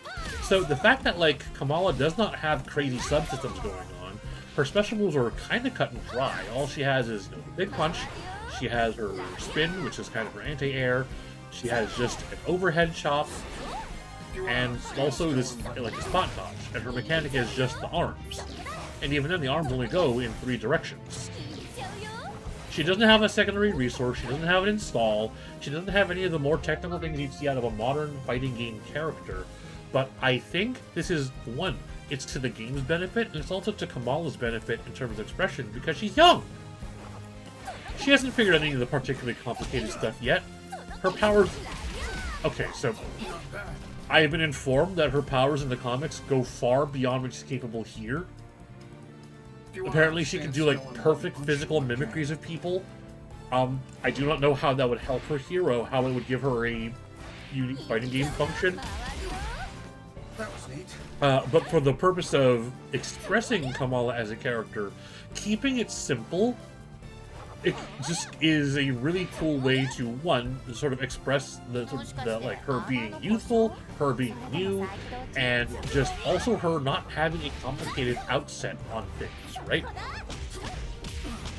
There's an innocence to Miss Marvel that's just about be straightforward, be honest, punch people in the face. That is kind of communicated by her simplistic moveset. And the other thing about her moveset being simple is that this is a 4-person fighter. I don't have the brain space for 4 characters that have resources and mechanics. I would rather have a character that has no resources to them. And it's kind of where he ended up with Ms. Marvel. And there are intricacies as to how you use this. The fact that she kind of maintained a momentum when she uses any of her stretch moves. The fact that she can sort of hard cancel them into stuff that gives her inertia. Like so. It also speaks to a level of ingenuity, right? It speaks to the idea that, like, despite there being simplicity here, there is depth to explore. There is an upper potential that Kamala may reach one day in her youth.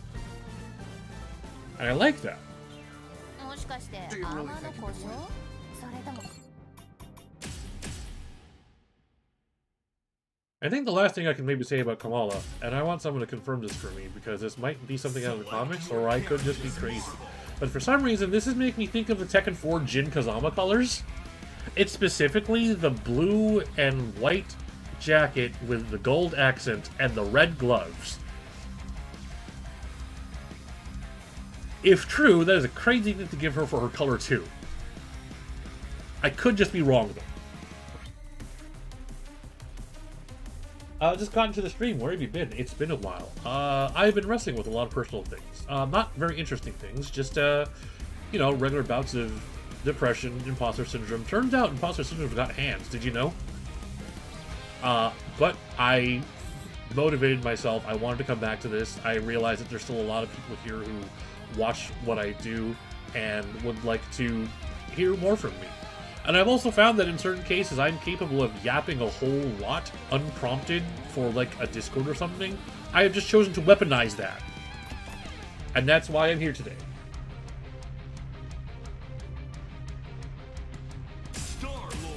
So let's talk about Star-Lord. He's a character who I have admittedly not a lot of attachment to, despite the fact that Guardians of the Galaxy 1 and 2 are among my favorite Marvel movies. I neglected to mention a lot of Marvel movies when I was talking about, like, my listing earlier, the ones that I like. Guardians 1 and 2 are definitely there. I actually need to watch Guardians 3 all the way through. I just haven't had a chance to. But Star-Lord is a character I have a strange time really picturing as being part of, like, in the Marvel, like, the larger scene of the Marvel universe. Because I like Guardians of the Galaxy as a kind of standalone setting. I like it effectively being Cowboy Bebop. It is a subgenre of story that I refer to internally as assholes in space. It's your Firefly, it's your Cowboy Bebop, it's Guardians of the Galaxy. It's a bunch of jerks who have come together, who may or may not have a greater purpose to them, but for the most part, they're just trying to make it despite who they are, despite the flaws that they all have. And in that togetherness, they bring up the best of each other. That's what I love about the Guardians films. Which is why it's weird to have Star-Lord here by himself. You know, I've always thought of Star-Lord as an ensemble character. You know, he needs to be the captain of his crew for him being here to really mean anything. But I guess in the sense that, you know, we're mixing and matching teams here, we're being unexpected, we're putting new twists on things, he needs to be that to the Amazing Guardians, who is Spider-Man, Penny, and Kamala. 3 admittedly younger heroes. Except maybe Peter. I'm not sure how old Peter is in this game. It doesn't matter that much. So, being that he is kind of meant to be this space scrapper, they depict him in this game as being kind of the gadget gun character. In which he just has, they've given him a whole myriad of weapons, with unique models, in fact, and unique firing effects. And guns and jet boots are kind of his bread and butter.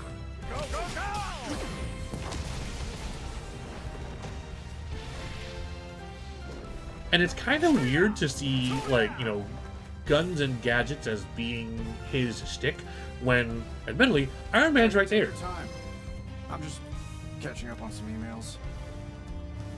Iron Man's right there, and feasibly outclasses him in all of it. So, like, when you have him in just Guardians of the Galaxy being the clever guns and gadgets guy, it makes sense because he's meant to be kind of this scrappy rogue who just kind of cheats, does anything to win. But in a setting like this, we're kind of casting him as the Dante. right down to just straight up having, you know, having ranged sword right here.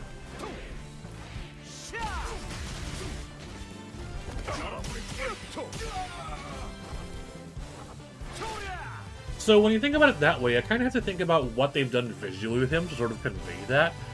Most of it comes down to the coat. Do you really think you can win? Red trench coat was a very specific era in like anime and video games. I want to say late 90s, early 2000s, which is where we got Alucard Helsing, where we got Vash the Stampede from Trigun, and specifically where we got Dante. All characters who use guns. I'm curious if that was specifically the inclination toward giving Star-Lord, who they've designated as the gun character, a big red trench coat. Yeah, hey, take your time. And right down to even having the attitude and, you know, the moves as well. Almost unapologetically, the Dante of the game.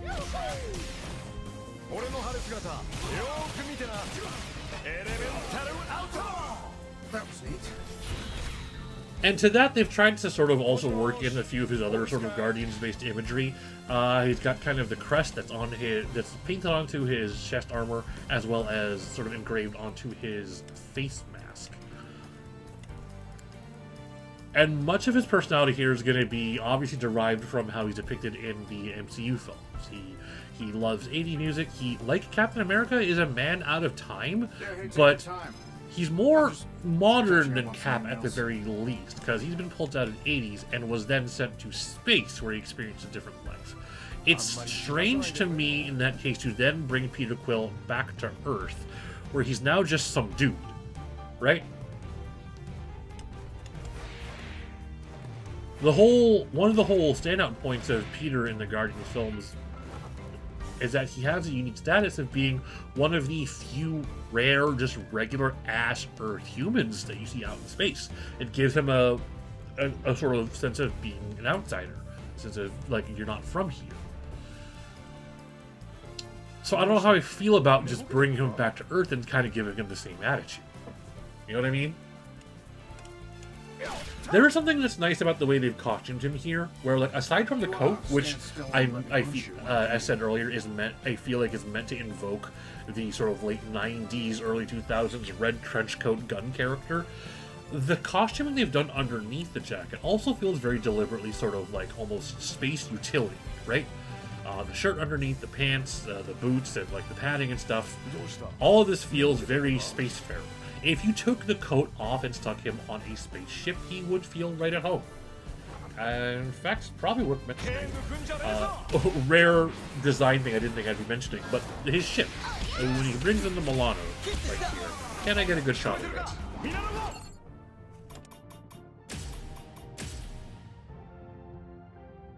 So this, as well as the some of the backgrounds that are in Nowhere, I should have set the stage to Nowhere, is also kind of intrinsic to what I've come to know for the visual identity of Guardians of the Galaxy, which is that Guardians of the Galaxy has a very dirty space to it, right? It's not clean, slick, you know, neon sci-fi. It is still very bright and vibrant, but it's also one of those things where it's like it's a universe that's been lived in, right?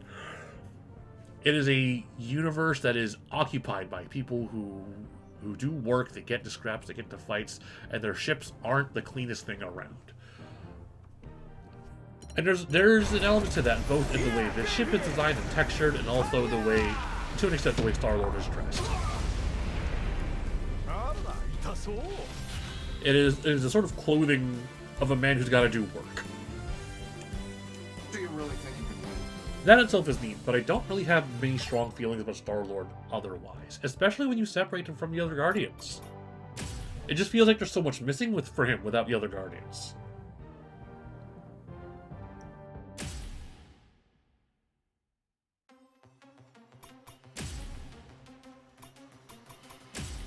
And now we're going to talk about Penny, who's a character I also play a lot in this game.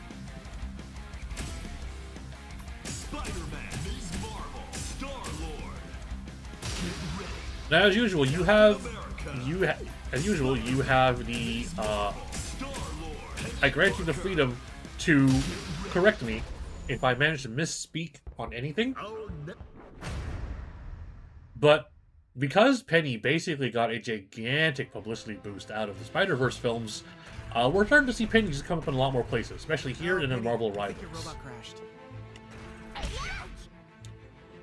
And her appearance here really pulls a lot from Spider-Verse in particular, but also her original comic run. Repollo, that I just got here. Did you just miss while talking about Miss Marvel? She's my favorite. I'm afraid you did, but there will be a VOD for this later. I'm going to be putting this up, and I'm also probably going to be trying to divide this into shorts, if possible. Oh, don't worry. I got you. You can come watch the VOD Penny, afterwards. I think your robot crashed. So, the Penny in this game takes a lot of visual strength, specifically from Spider-Verse, and also from her original appearance in whatever her original comic was. The original run of Penny Parker comics was, in a lot of ways, Marvel actually choosing to be very deliberate with their references to and homages to Japanese mecha. The original Spider mech, of course, most of you probably know this by now, looks a lot like an Evangelion. And that's the direction they went with Penny and Marvel Rivals as well. I think your robot crashed. Just straight up down to the point where if you look at Penny's classroom in one of the comic panels, just Asuka, Rei, and Shinji are just dead ass there.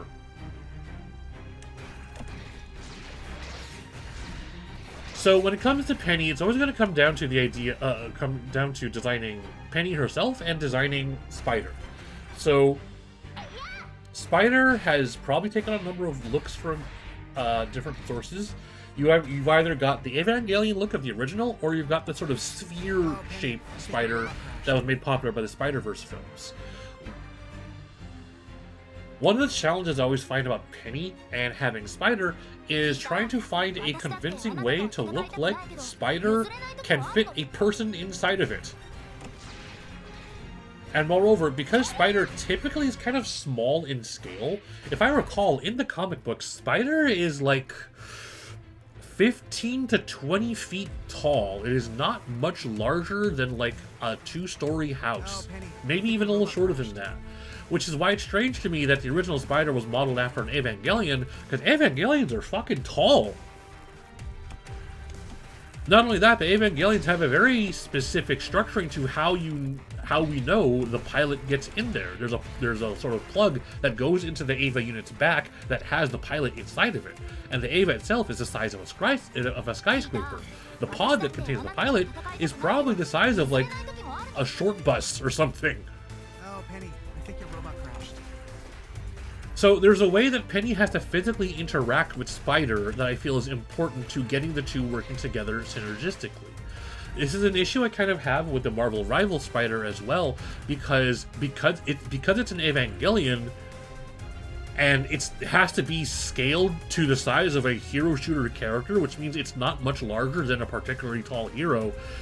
You have to sort of visually implicate that Penny can fit in that Evangelion somehow. Spider-Verse and this game take the interesting approach of turning Spider into a sphere. And the secondary challenge of having Spider being a big mecha is you also have to sort of communicate the idea that not only is it a giant robot, it's also capable of doing Spider-Man things.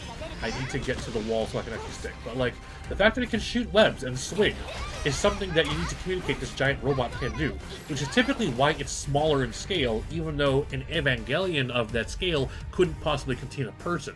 So the sphere shape that Spider-Verse takes, and this game takes, is actually clever in that regard. It keeps the size of the mecha reasonable, while also giving you a sort of physicality to make sure you know how Penny can physically interact with it. Tokon goes the extra step by making Spider, giving it an open hood, so that you can see Penny inside of it, which is important, one, to establish scale, and the way she physically interacts with Spider, but two, also so you can see how she sort of emotes and expresses. And Penny in this game does some really, really fun emoting. I was mentioning how magic is really expressive in this game, but so is Penny. And this is also kind of owed to the fact that they gave her this absolutely adorable anime face with the big round expressive eyes, that she can kind of make all sorts of fun facial expressions, but also the way she emotes along with Spider. She has this fun thing where she'll be physically imitating what Spider does. She doesn't need to do that. That's just cute. Like, she's throwing this uppercut the way Spider does, but you know there's, like, cockpit controls in there. She doesn't actually have to physically do it. But it's also kind of in the lore that, like, she operates Spider by having a psychic connection to an actual spider who bit her, and that's how they move. So, if she's moving, and the tiny spider is also moving, then Spider the robot is also moving. So I suppose it lines up with that. But this is also, I feel like, it lines up with something something intrinsic to mecha anime as a whole and as a genre, which is that the pilot has a level of expression that translates directly to the robot. In a lot of traditional, like, very heroic super robot type shows, like, if a pilot is going to be throwing an attack, and if they're, like, say, throwing a punch, you can kind of feel that the pilot inside is also throwing that same punch. If not physically, then at least they have the energy of doing so. Even shows like Gundam, right, where you sort of express their robots being more machine-like, there is still a humanity to the pilot that reflects onto the robot itself. You know, mecha anime is incredibly emotional. The pilots get very expressive. They cry, they scream, they rage. And all of that translates to the robot, too. Penny being this really joyful, this cute, adorable girl, with her energy also translates to the way Spider moves. And if that is not, like, an intrinsic understanding of mecha as a genre, then, like, of course it is. Of course Arc System would understand that. Like, keeping in mind the whole adage of from Japan to the world, this is a uniquely Japanese take of Penny and Spider. Like, in fact, so that shit I was talking about earlier about pilots being incredibly expressive, these cockpit shots right here, that is intrinsic to the mecha genre, right? When she fucking smashes that button harder than she has any reason to, that is what it means to tell mecha fiction.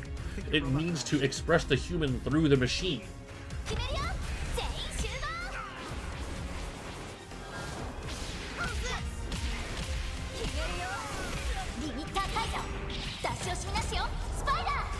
I should also probably talk about, like, the fact that Spider actually does have a full covered up form that comes up in these cinematics, which I also find is really cool.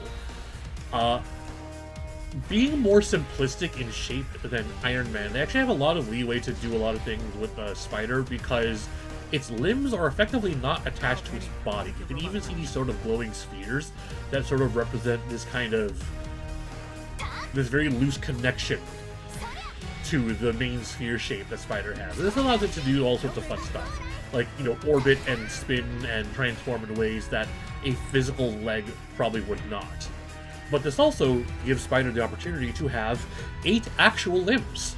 It's got the 4 wheels, it's got the 2 little smaller hands up front, and then the big hands in the back. So it is actually, in all sense, a spider, complete with, like, the large sort of compartment in the back that holds all her gadgets.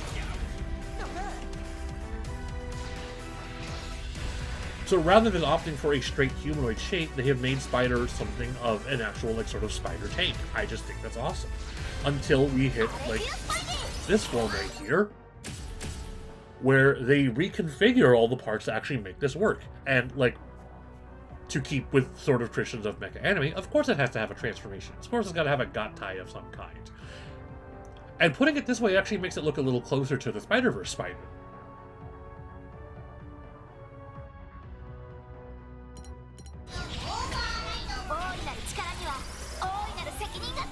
I'm also pretty sure this Rocket Punch is either straight up Mazinger or Tetsujin 28. Just the way that it lines up the arms is very deliberate. I think your robot crashed.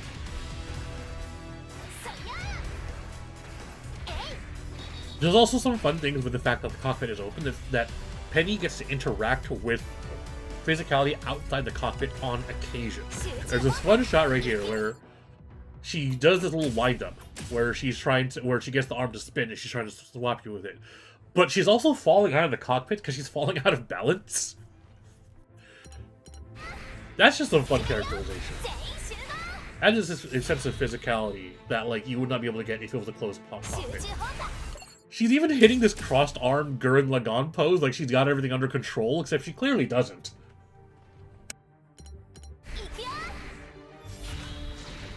That's just fun. In fact, right here, this actually lets Penny hit a Spider-Man pose from inside Robot. That's so cool.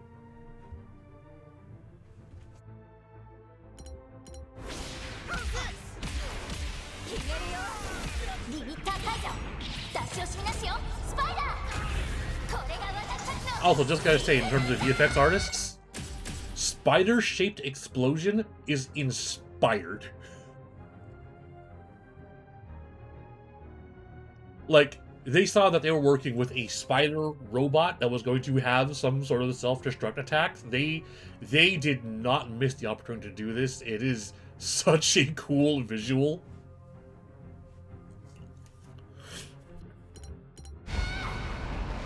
Absolutely stellar stuff they've done with Penny in this game.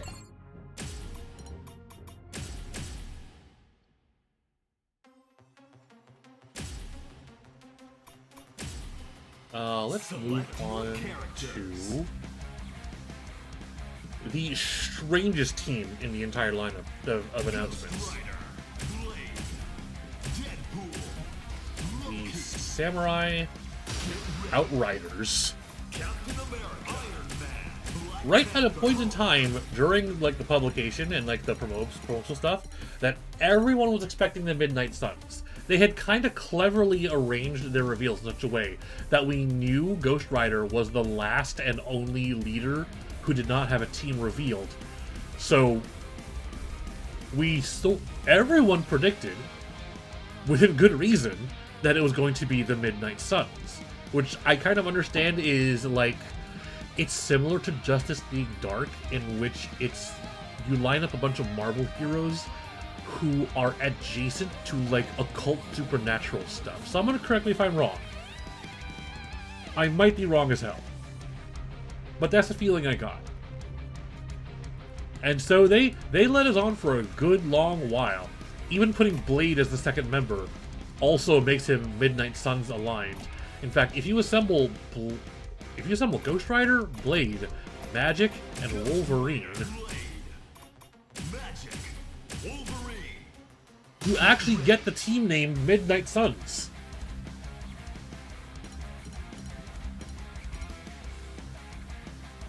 They knew that, and they knew they also had an opportunity to swerve, which is why we got the last two picks, Deadpool and Loki, being the most unexpected picks in the game. Let's talk about Ghost Rider for a second. Because one of the standout things here is that they did not go with Johnny Blaze Ghost Rider. They went with Robbie Reyes Ghost Rider. And I know very little about Ghost Rider or whatever the expanded Ghost Rider verse is. But this is a incredible pick for a character. If anything, because we've already seen the Johnny Blaze Ghost Rider in MVC3 and Marvel Wars Infinite. And they had an interesting opportunity with Robbie here to not only give a Ghost Rider with similar but different abilities and powers. There's a cool visual thing too because he's about cars that they've kind of Ghost Rider always had a chain, and I'm not sure if Robbie always has this, but they've given his chain hooks as though it were kind of like a tow cable or something. Which not only gives him more visual distinction, it gives him a more visible weapon silhouette, but it also kind of makes him feel more dangerous, as Ghost Rider should. Ghost Rider has always been one of those heroes who's like, he's not necessarily a heroic character. He's here on behalf of Hell. And someone correct me if I'm wrong. I remember I either read it a long time ago or I was told a long time ago that the Robbie Reyes Ghost Rider was very specifically supposed to be tokusatsu inspired. Like the fact that they have given him this, you know, this leather racing jacket and suit, and they fashioned his skull after a helmet. I recall being told that this is supposed to be like deliberately modeled after tokusatsu. I could be wrong. If someone has the receipts on that, please get that to me. But all the same, it translates to everything I've said so far about having that distinctly Japanese influence. Like, Ghost Rider could so very easily be like a Kamen Rider. I'm pretty sure there's already there's a Kamen Rider Ghost. Actually, when I looked up Ghost Rider in images, I looked up like Ghost Rider Tokusatsu or Ghost Rider Kamen Rider, and it gave me Kamen Rider Ghost. And like, yeah, this is it. But given like the Ghost Rider flame and vehicle treatment. Also, as an upside of him having a more stylized helmet-style skull, that means you can actually sell this game in China, because he doesn't have an actual skull. And there's just a thing about the Chinese being afraid of skeletons. That's a topic that I'm probably not going to unpack right here. I barely really need to go in game to even demonstrate most of what makes Robbie cool, but like, definitely with the cinematics, they really click with him. It almost feels sometimes like, based on how they've staged like the his story mode and even like the intro animation, it kind of almost feels like Robbie's the main character of this game. Right? He's young enough to sort of hit that sort of young shonen hero like bracket. But also, like, he's the most personally invested in the whole, like, champion plot, because he's got, like, a younger brother he has to take care of. And he's also just a character with a very deliberate internal struggle.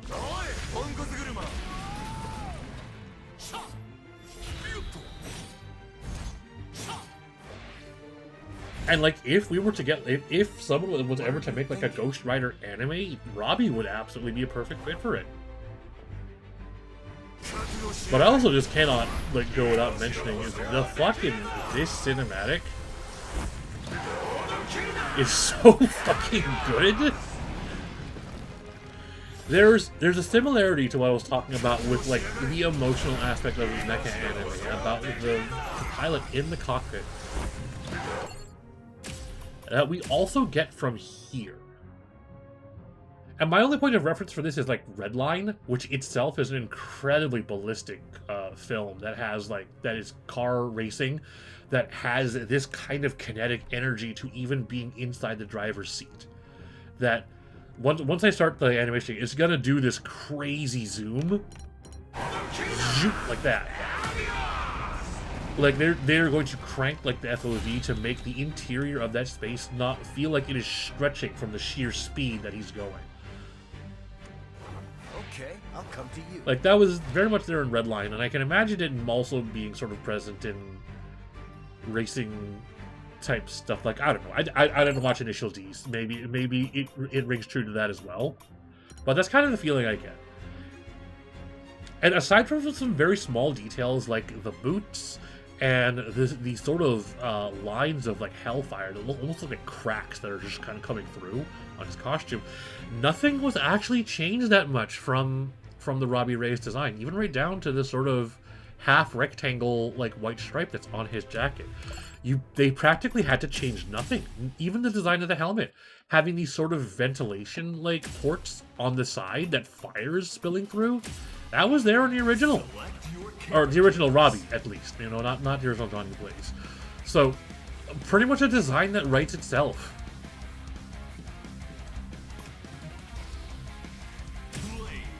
Blade, however, has some particularly interesting things going on with him because of something they decided to write with his characterization in this game. The gimmick with Blade in this game is that he has apparently gone to Japan to just train as a samurai before coming back and doing any of this Tokon stuff, which gives us the hilarious parallel that, Ark, did you just make Nagoriyuki again? Like, no way we're gonna have two, like, you know, relatively modern Arc System Works games that have a dope as shit black vampire samurai. They just couldn't help themselves. And, like, Blade already uses a sword, so it's not completely out of place for him to have this, but they have to specify he is a samurai now. I'll come to you. Which is why he has this, the katana is up front here, why he's also apparently got, like, a daisho right there. And more specifically to his costuming. You know, obviously, when we think of Blade, nowadays, in modern depictions, we are thinking of the 1999 Wesley Snipes Blade film, which means we are thinking in the late 90s, early 2000s black leather trench coat and Matrix phase. When we think Blade, we're thinking of the long coat, we're thinking the sunglasses, we're thinking guns and swords and all sorts of throwing stuff, implements, and specifically this little spinny blade that he has, which he had in the first film. We all remember that scene. So all of this just kind of naturally informs what we get out of a modern depiction of Blade. So the fact that they've chosen to put a samurai spin on it is not just for the sake of the plot and for the sake of turning him into a Nagoriyuki function, but it also reflects in the costuming choice here as well. Because rather than they've replaced his the regular black leather trench coat with a traditional samurai's jinbauri, which is why it's got that very distinct collar and lapel, and why the interior, like, fold of the lapel has a sort of that traditional design to it. He's got the sort of Hanya masks on his shoulders that he's using as pauldrons. So they really wanted to put the spin on. This is a Japanese samurai blade. And it's going to translate to his movesets. He's going to have the sort of passing slash that's part of, like, you know, the samurai cinema tradition. He's gonna have all sorts of the cool things like, boom, screen cuts like that. They're gonna make this, put a focus on the sword as being like the focal of his abilities and of where he gets his damage. Because his name is Blade.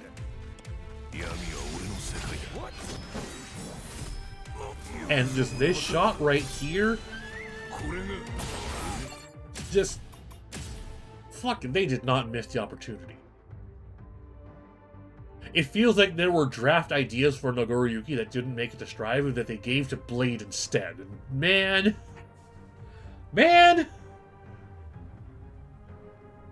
how did they get it so right? How did they just absolutely nail it with this character? And even missing with this move is like, we're gonna give you a compensation. We're still gonna make this sick as shit. Oh, the presentation of this game. The fact, whatever they're doing with the shaders that allows them to control color in such a way, not only lets them hit these sort of black and white still images, but also in a lot of the sort of visual super effects, they give this sort of halftone shader that you can see underneath Blade's coat. That's also present in, like, when you do the sort of assist-based functions. Like this thing. The sort of after image that normally comes after Super is given the sort of half-tone look.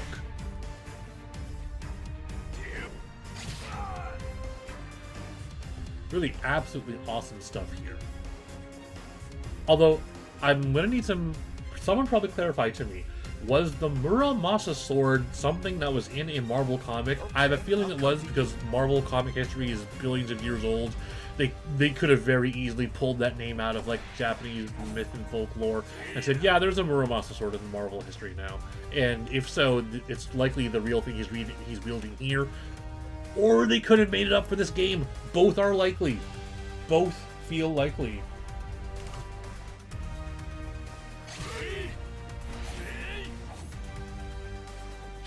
And there's really not a lot of room to debate with Blade here. They just got it so good. And if I recall, this is the first playable Blade they have in a fighting game. So, like, for being a fighting game debut, what a fucking opening act.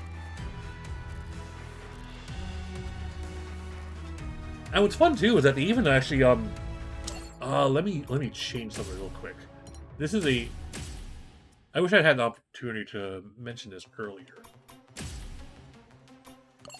But part of Blade being defined by the 90s film also reflects in the music choice that he typically gets. Select your character. Blade, Deadpool, Loki, Doctor Doom, Ghost Rider. Which in this game, because they're kind of riding on that samurai spin for Blade, they had the opportunity to give him a music track that is very deliberately like late 90s, early 2000s club techno with the obvious like oriental like instrumentation to it.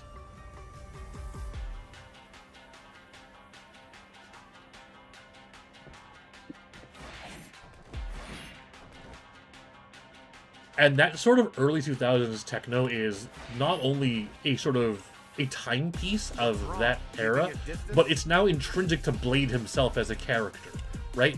When you think about the sort of Matrix, you know, black trench coat, ultra cool vibe, this is now baked into the DNA of Blade in whatever depiction he ends up in. Even Rivals Blade has touches of this as well.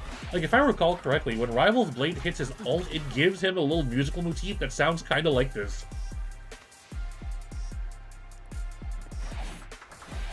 Like, that's crazy that, like, because of those movies specifically, Blade has a distinct musical identity. Like, when Blade starts going into action, you are going to hear this very distinct, like, this pulse-driven, rhythmic 2000s techno.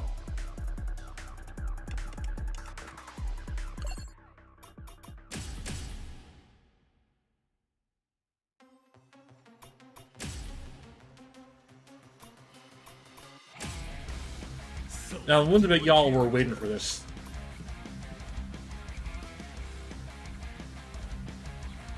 We gotta talk about Deadpool. There's quite a lot to talk about with Deadpool. Like, we aren't even in game yet, and we can already talk about Deadpool. Like, here's him hitting the Dio pose. Still bad guys on the magazine right there. The magazine itself is based on an old Guilty Gear X artwork with the logo on it, even reminiscent of the Guilty Gear X1 logo. We're already in it. We haven't even picked Deadpool yet.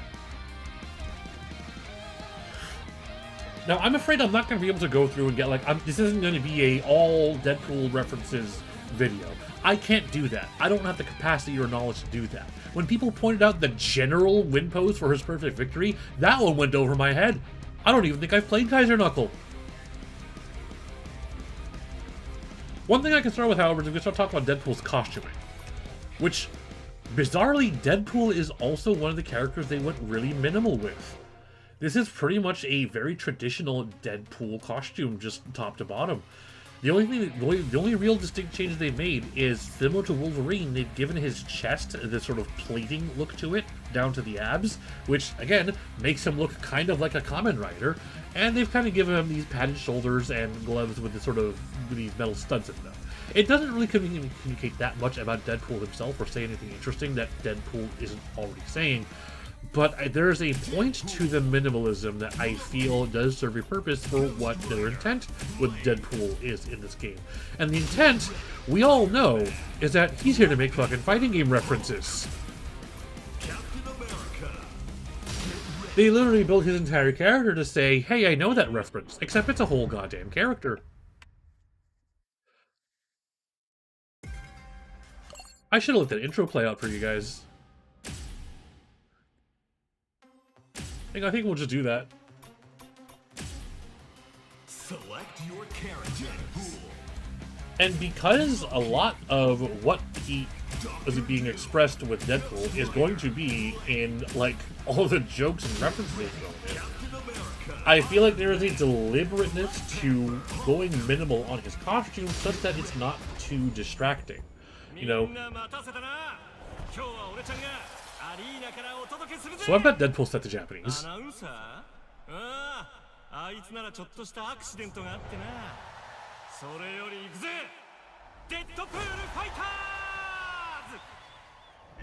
And many videos have pointed it out at this point, but it's for sake of reiterating, Deadpool in Japanese is voiced by voice actor Koyasu Takehito, who not only has voiced Deadpool before in the who has not only voiced Deadpool before in the that Avengers anime TV show they made, but is also the voice of Dio Brando. He's also the voice of Zato in Guilty Gear, who many have pointed out this is his backward walk cycle. He's the voice of Shingo in King of Fighters. He is a veteran voice actor with a lot of roles that you may recognize from here or there.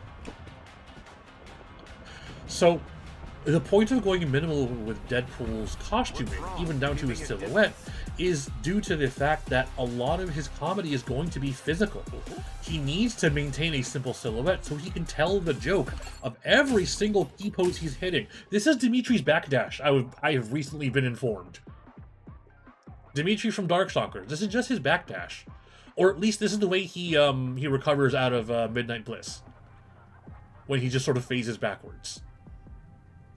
I thought this was Bijanet at first. I guess I was wrong. This is why I can't make the Deadpool references video, because everyone is racing to make one. They're all wrong. No one knows the depths of how many references this guy is pulling from.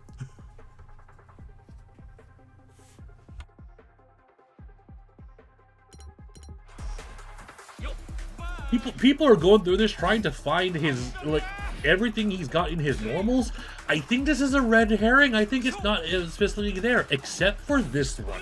This fucking move, I swear, is performed by a character I have played before, but I can't nail it. It is not Yoshitora's heavy slash. And part of why that red herring is there is because his crouching heavy is Hazama's Jayaku Hotenjin. BlazBlue players, you know this kick. You've been hit by this before, whether you wanted to or not.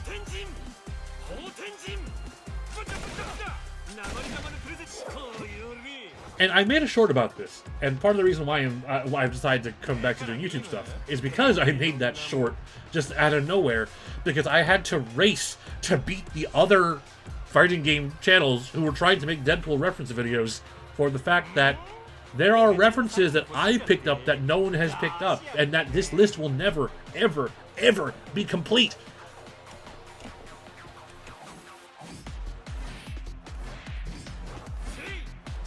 But, like, to get, like, some of the obvious ones out of the way, let me set him. Is he already set to? Yes, he is.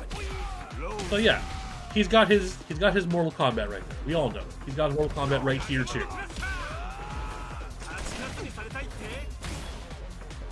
Like, there are some who say that this is a reference to something. I don't exactly catch it. Although, I was under the impression that this was Inferno Divider, but I was wrong. The posture is slightly different. When they're deliberate, though, they're deliberate. That's a Totsugeki. We know what Totsugeki is. That's the earlier, the Scorpion. Complete with a Scorpion Fatality pose. That's an Electric Wind God Fist. That's a dive kick.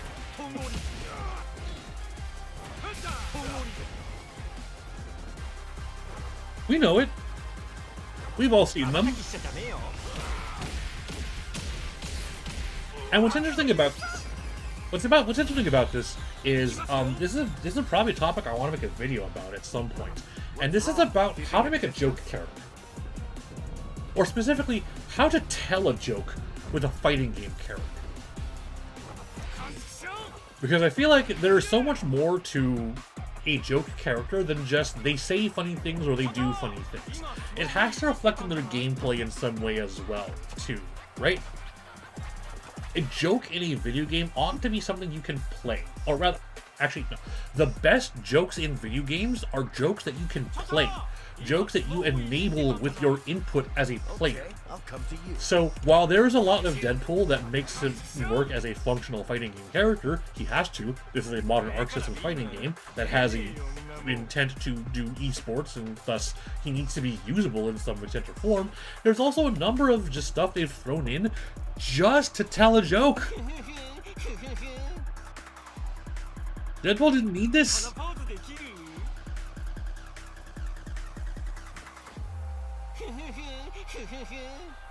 I also understand this is also part of a weird, clever thing that some games do, where they understand that players are going to be crouching over and over to teabag. So they have given characters unique teabag taunts to make it at least more distinguishable than just crouching over and over again. Dan in Street Fighter V has this as well. If you start doing teabag crouches, he'll just start squatting. Let me see if I can do the other one. I don't remember how to do the other one. Was it like with, Nope. I don't remember the command to get him to do the other one. Is it light, heavy? Heavy plus unique, okay. That's a throw. Yeah, we got it. We got it. What are you thinking? 2 heavy unique. Okay, you get the point though, right? It's the joke of Deadpool, and let me turn the HUD back on. There's more to Deadpool than just haha I got the reference. It's his entire kit that tells the joke. I can't find display settings. Gauges, right? I recall, oops, didn't even get it. The fact that he has a self-damaging mechanic is like, this is a specific joke that only Deadpool can do, where he's so unhinged, and because he has his healing factor, he's just gotten used to the fact that he can just hurt himself as part of his fighting strategy.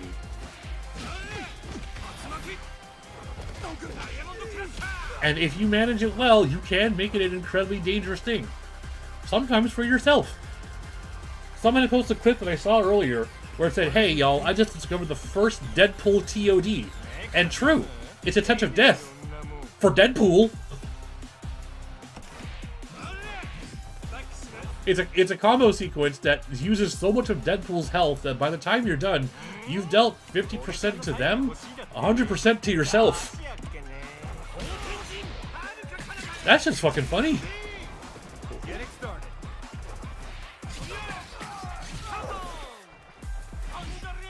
But I do find just the most interesting aspect being this is that they chose to go minimal with Deadpool. You compare this to the Deadpool from Rivals, and Rivals Deadpool actually kind of did the same thing as Tokon Cap, where they gave him a cool jacket. And there's a few other interesting elements to the design too. They've done the thing where they've given him like a comically large amount of pouches. They've actually extended his mask that it has a weird sort of tail coming at the back of his head. Look, here's him hitting the M. Bison pose. I wish I could bring up an image of Rivals Deadpool right now, but What are you thinking? they're very deliberate with the joke they want to tell here, which is that Deadpool has been playing too many fighting games and maybe watching too much Naruto. And I pointed out in my video too that there are jokes he makes in Japanese that he does not make in English, which is insane to me. That's Faust saying "Nani ga deru kana," which he only does in the Japanese of excerpt. Nolan North Deadpool does not say this in his voice lines.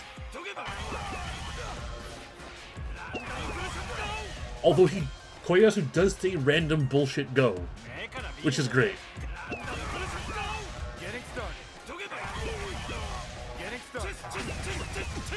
That's him saying chesto, as I pointed out in my short.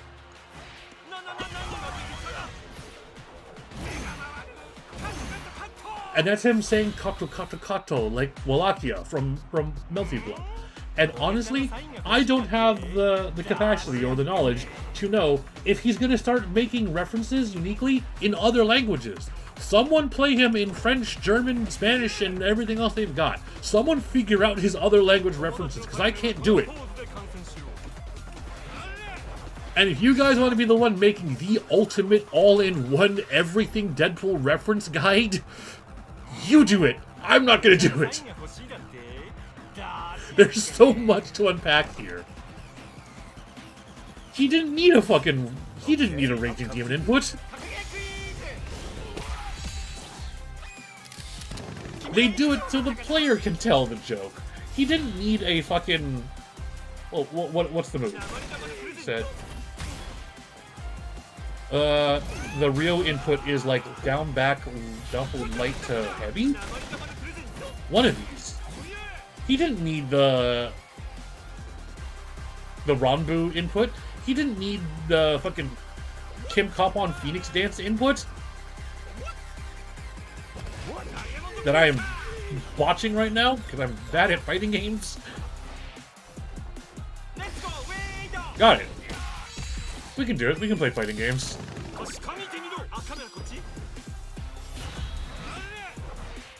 That is specifically there for you, the player, to discover, and you to figure out that, like, oh, this is actually a thing I can do.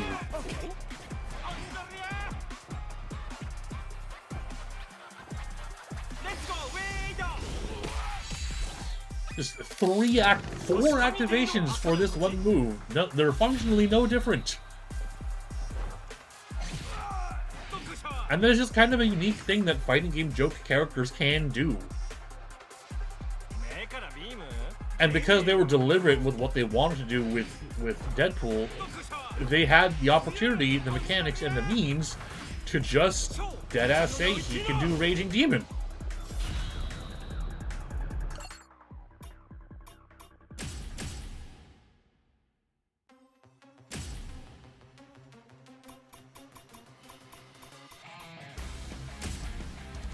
So let's move on to Loki. More than anything, Loki feels the most out of place in this team, which is central to, I guess, the dynamic, because they are a bunch of people who, or because they're the least expected team, with the least cohesion.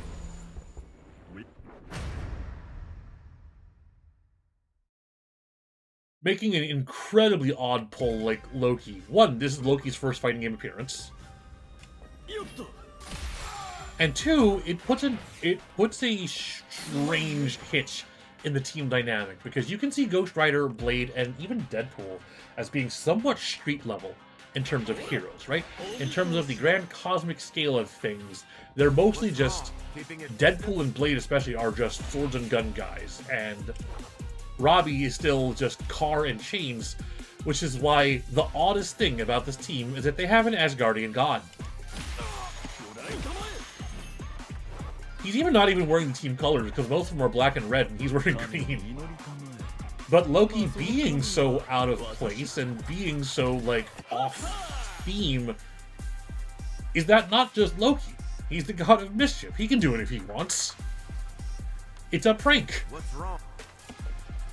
But if you want to talk about his visual design, likewise, I do not have a lot of exposure to Loki, because despite being a sort of prominent figure in Thor comics, Thor is not a comic I read very much. I didn't even really watch most of the Thor films, despite that Ragnarok being my favorite. And even then, being that he was the major player of Avengers 1, he got his own 2-season TV series, which I did not watch, and he's also in Marvel Rivals. I personally do not have a point of comparison with which to base for Loki, which is why his appearance in this game is very odd to me. So, if I were to talk on him just based on his design, I think what's interesting is that there's a lot of elements that they go more intricate with here than with other characters. When I mentioned before that like Select your character. characters tend to not have a lot of over texturing to them, except when done deliberately. Like how Shuri's suit does not have the kind of latticing and, you know, abundance of tech lines, and how Captain America has the quilting on the shoulders to represent sort of the scale pattern. Loki is the one that actually has the patterns that are put where flat textures would normally be. And if I recall correctly, I looked this up at one point just because I was doing character design stuff, but I think those are supposed to be like Norwegian like weave textures. Specifically the kind of scale pattern that is down the center of his shirt, and also the kind of knotting pattern that's on the side of his pants.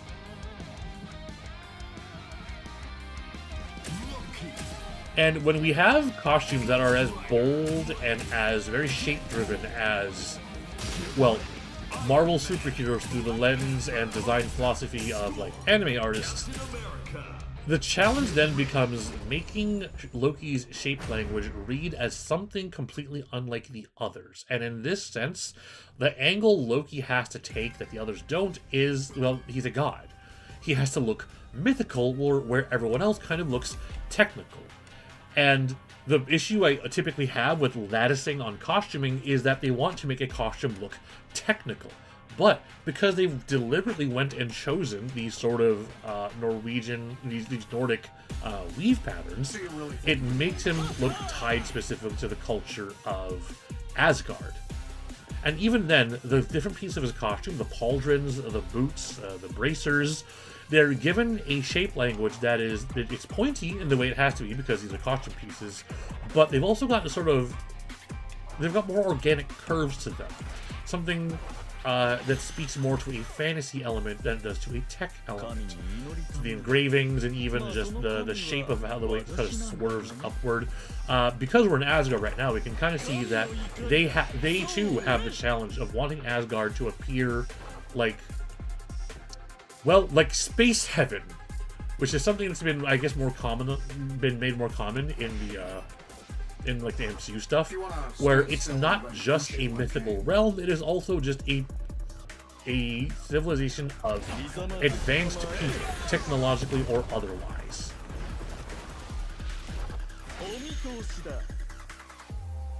But in the sense that it's technical, but not through machinery and tech the way Earth understands it.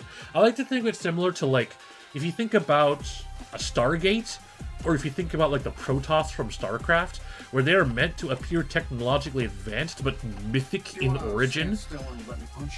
I feel like that's kind of the direction they go with, like, Asgard in these depictions, and with Loki as well. Which I think is a cool look. What's also interesting about the fact that Loki has so many different textures and patterns to him is that most of them are mismatched. This sort of downwards wedge shape that's on his chest goes directly to the dark green like trim that's next to it, which has a different pattern. Which then goes to his sleeves, which also have a diamond quilted pattern that is different from the rest of his vest. The backside of his coat has a different pattern than the rest of his jacket. And the sort of knotting pattern on the side of his pants has a different pattern from the rest of everything else he's got. And what that tells me is chaos. What that tells me is a distinct lack of, or in fact a disrespect of, order. It gives me the impression of very purposeful mismatching. And Loki being a god of mischief, a god of chaos, yeah, that communicates the idea. It's supposed to be that in terms of, I'm probably going to speak out of my ass for this, but in terms of, like, fashion, not character design, but capital F fashion, that having too many conflicting textures is meant to is like dissonant. It's meant to not look good. You're supposed to be consistent. You're supposed to have flow. But Loki does not have flow. Loki is not predictable. Loki will not abide by your fashion standards because he's Loki, god of chaos. That's just a clever bit of costuming, I find, and necessary too, because without the textures, his costuming is actually fairly simple. It's just the deep collared shirt that goes into the rest of the coat, pants, boots, bracers, and his headpiece and shoulders. It's actually a surprisingly simple costume for a character who is meant to be a god and depicted as being different from the sort of from the mortal Do you really characters. think you can win? But it also just helps him as, you know, for fighting game visibility. Especially because Loki is going to be a deceptive character with feints for days. Having a silhouette that is too difficult to read would not be functionally good for him. Because you need to be able to read what he's doing in order to read what he's not doing.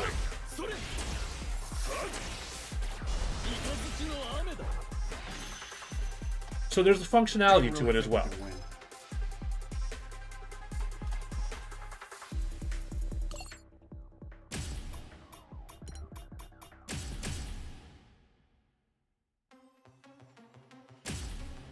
Alright, we're on the final team. I think we're almost done. This actually went longer than I thought it would. I guess I really can yap. I guess I am a streamer. Doctor Doom. Let's talk about Doctor Doom. Because Doctor Doom is one of those designs they also just somehow just got right. And most of it is because the groundwork for Doom looking as cool as he does has pretty much been laid down by other traditional depictions of Doctor Doom. On paper, Doctor Doom feels like a difficult character to really nail down with any sort of visual cohesion, right? He is a scientist, he is a magician, he's an inventor, he is a king. He is all of these things, and you kind of have to somehow get all this on top of the fact that he's scarred, but he is vain.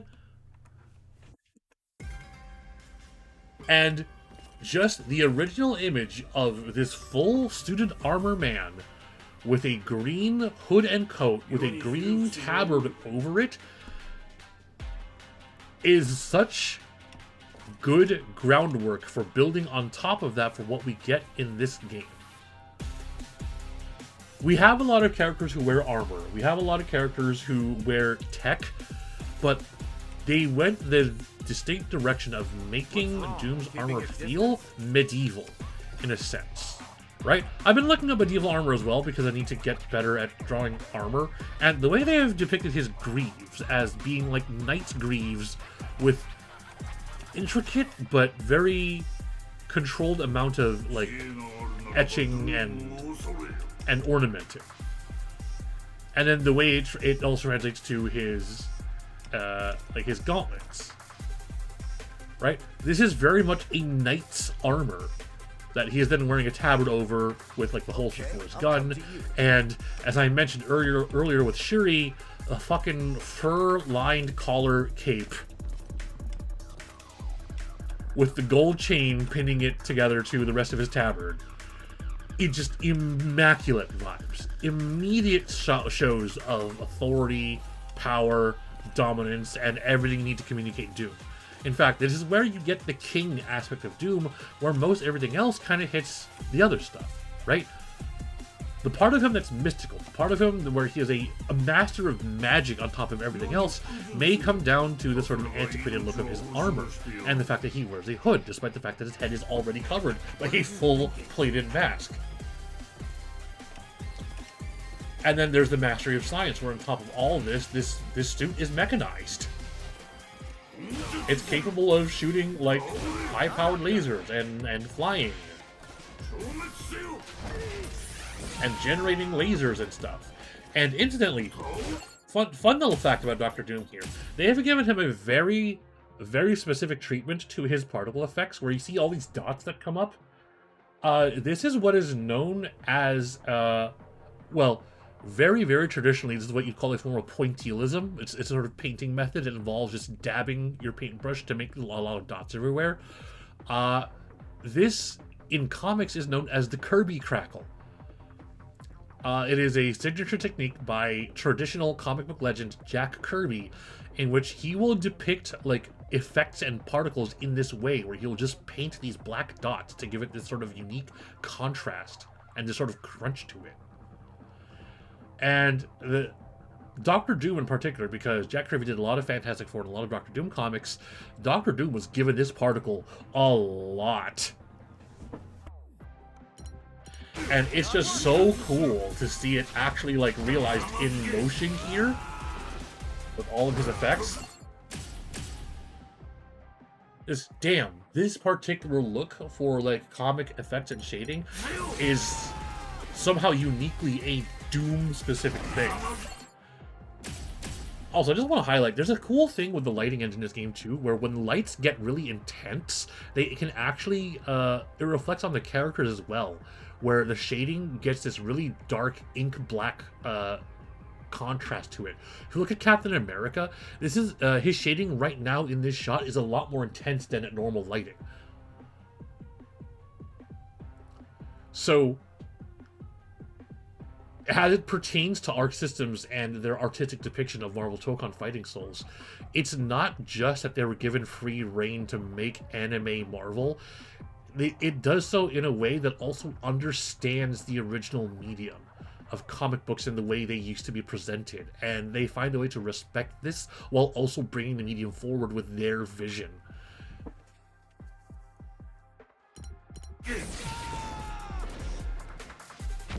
I believe it's here too.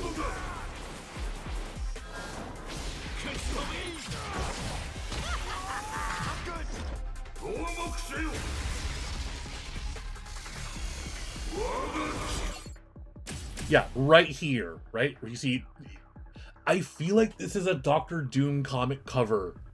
Like it's a deliberate reference to something, but I don't know enough comic covers to make that call. Maybe someone can find it for me. But yeah, pop it up with the curvy crackle. It's so cool to just actually see. And uniquely to Doom in that respect.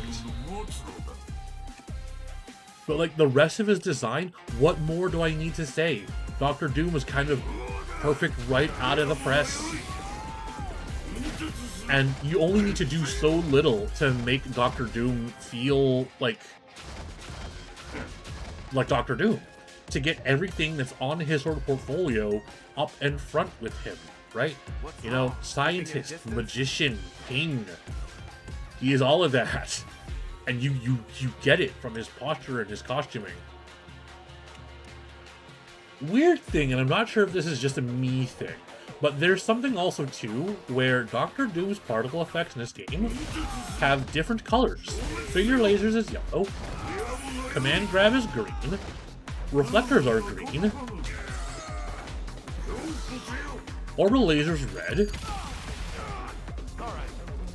and then like his okay, that's green.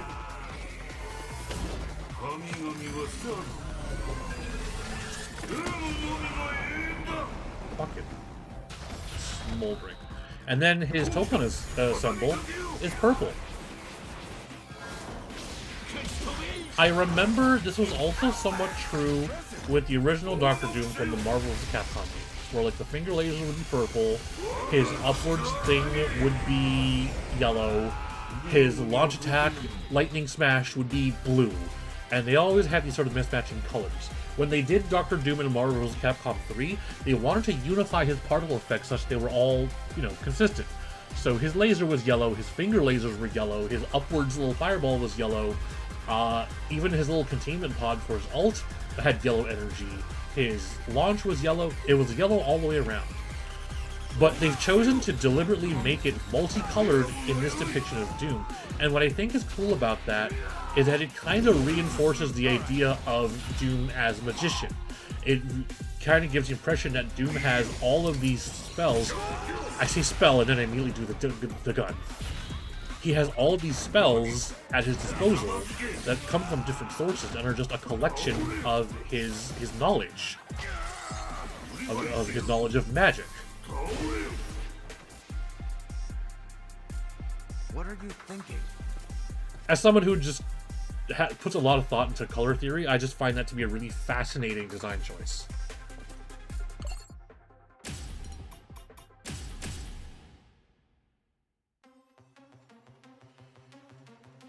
Certain people are now using the decision as justification to claim that Arc System Works hates Black Men despite Blade being right there and Arc System creating Nago and Venom. those people are not worth giving your time to. They are talking out of their ass for slander that they don't even deserve to make.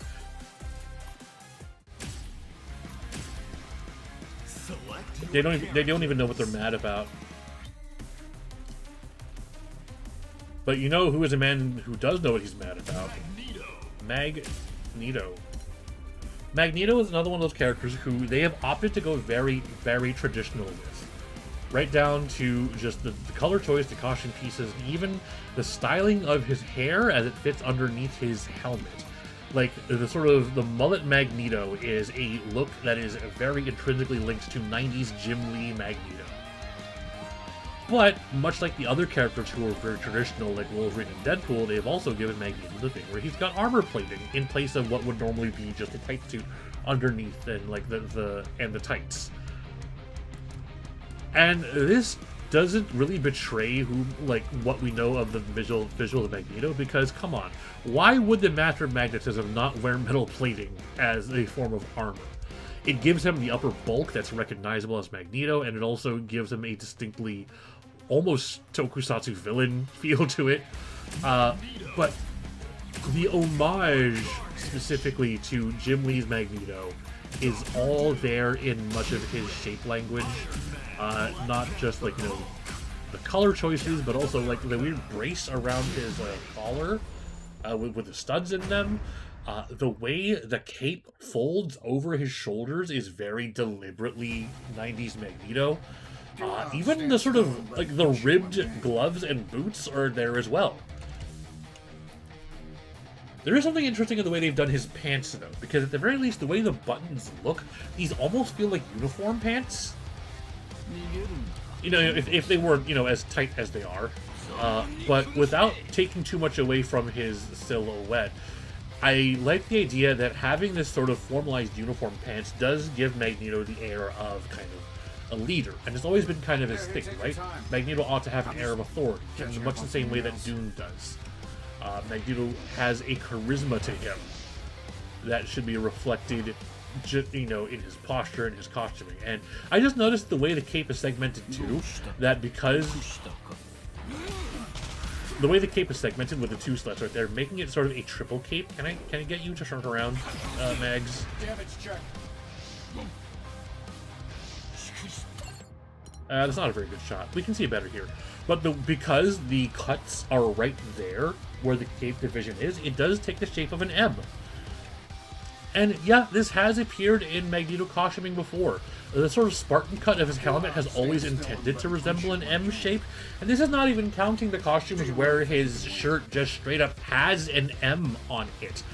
And if you take a look at the way the chest plate is, you see these diagonal lines, these sort of almost rib-like venting that starts from his obliques that go to the chest and then curve downward to the wedge shape. That is also subtly forming an M shape.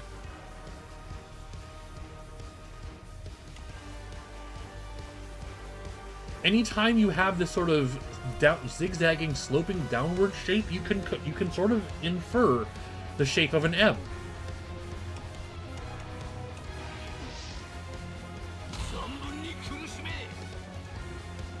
So they're able to get a lot of this imagery without really sacrificing what their intent is, which is to bring to mind a classic Magneto.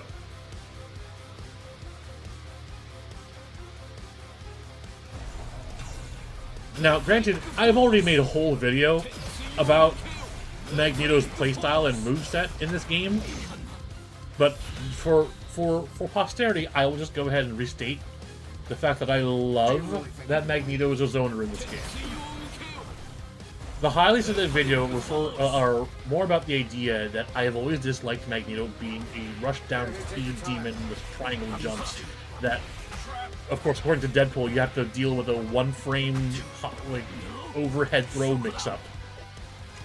Because even though that was the emergent play pattern that came about for people who mastered the game and got really good with Magneto, it doesn't express him very well as a character.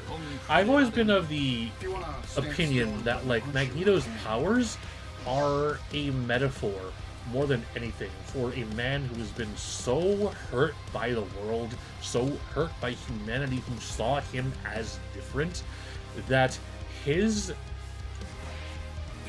goal, his intent is to see the world of mankind brought down, right? Humankind, not mutant-kind, because he understands that if they want to treat him as separate, then he will be separate, to the extent that he will become humanity's enemy.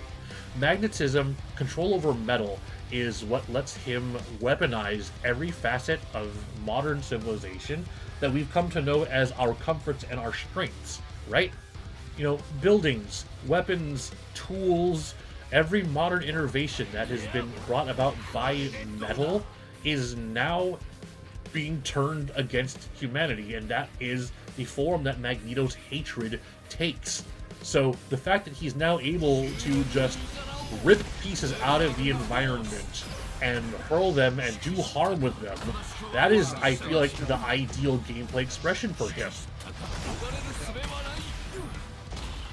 I should learn Magneto. He's so sick. I just don't have the brain for learning a zoner right now, because I was trying to learn Danger earlier. And the same thing, too, reflects with the way they've done the sort of scrap mechanic and the magnetism mechanic, right? Where the more Magneto is able to get his hands on, the more dangerous he becomes. And it's just reflected mechanically, where over time, if you just let him do it, he will get more scrap on the board, and he will just get more dangerous as the match goes on. And it feels like such good storytelling in terms of mechanics, that he is already this potent force of nature that will only get more dangerous the more access he has to your resources. Do you really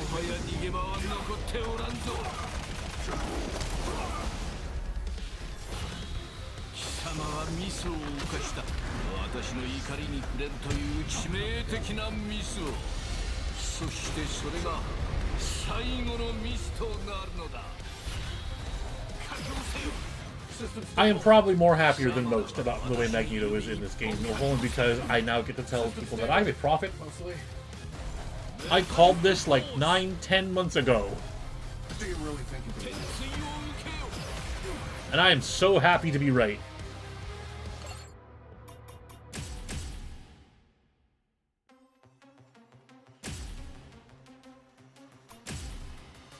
Select your characters. Green Goblin.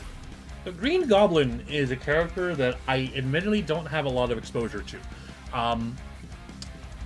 Only from what little I know from the Spider-Man cartoon, as well as the Sam Raimi films. Those are kind of my reference points for Gobby. And knowing that, I feel like they have a really interesting design challenge with the Green Goblin in this game, in which there's a duality to Norman Osborn, as we know, right?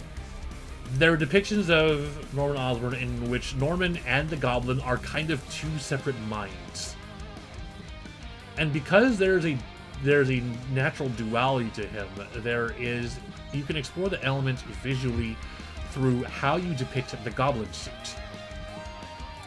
Traditional Gobby looks like he's wearing a Halloween Thor Goblin costume, but part of that is also the idea that it's difficult to discern, is that Norman's face or is that a Goblin mask? And sometimes it gets so expressive that being unable to tell makes him feel that much more uncanny. Then there's the Sam Raimi films where the Goblin suit is very deliberately a tech suit. It is a suit of armor that is being put over Norman Osborn. But the depiction of, like, the helmet still requires it to have a scary goblin face, so something about the concept of the goblin somehow emerged in the design of the Sam Raimi suit. If we want to sort of put a psych profile on the Norman Osborn of that film. And he is driven towards this imagery of being a goblin, being this monster, and also having these jack-o'-lantern grenades. That, one, just kind of fits his distinct color identity. He shares an unfortunate color similarity with the Hulk, but because the Hulk is the Hulk, he can just be a scraggly little dude, wear green and purple, and still be recognizable as Goblin. So what's interesting about this suit is I find that it hits the it kind of finds a nice balance between the idea of maybe a Halloween suit and maybe a tech suit. Green Goblin. Carnage. Because the bombs aren't just pumpkins full of explosives, these are machines. These are devices that he has obviously crafted. Bear, Iron Man. Black Panther. Hulk. And likewise, he's not just wearing, you know, like a goblin costume. It's plated with these sort of with like a plate mail pattern. He's got kind of like a metal harness. Even the bandolier for the grenades is pretty sick. And there's kind of almost a division of materials between leather and plating and like knee pads and of course like even the mechanized feet being modeled after like a goblin stuff. But then he's got like the raggedy cape over it as though it were like putting even over what the implied tech is. There is a necessity to look like a goblin. The face being as expressive as it is also kind of, and having a working tongue and like a mandible that moves also brings that original uncanny feeling back, where it's like, is that your face, Norman, or are you wearing a mask? And if so, how are you fucking doing that? What's also really cool about the tech angle is that they've decided that Goblin's gameplay identity, or his functional identity, is that he is the flyer of the game, because he's gonna have his little goblin flyer, which has always been a part of his character, but is also given the unique opportunity to occupy most of his tech representation.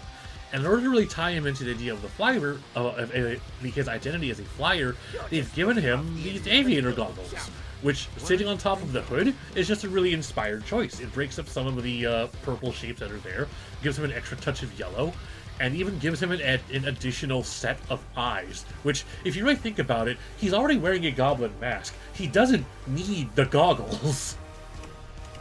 But they're here anyway, because we want to... It helps sell the idea of him being the aviator, the flyer. Since most of what he's going to be doing in this game is riding the goblin flyer. And honestly, the way his entire silhouette looks together while he's on the flyer, the sharp bat wing shapes of the flyer combined with the way his cape kind of flows as well, almost giving him a second pair of wings. It hits just some really, really cool imagery that I'm not sure the other versions of Goblin I've ever seen have actually done. Yeah, and I'm glad they have bothered to go with this more monstrous Halloween-y looking goblin. Like, they did not opt to do away with the goblin bombs. I don't. There we go. There's the names. Like, not only does it help them remain visible because they're orange and therefore you can't mistake them for anything else, but like, it's a very fun kind of cartoon kind of madness.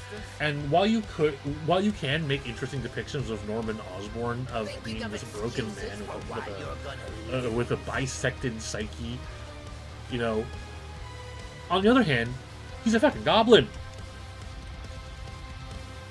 You want to play Green Goblin in a fighting game, which I believe this is his first fighting game appearance, you know, you want a design that really gets into the spirit of gobbing it up. Give him the little pumpkin bombs, give him these little batarangs, give him the flyer that lets him be this flying menace.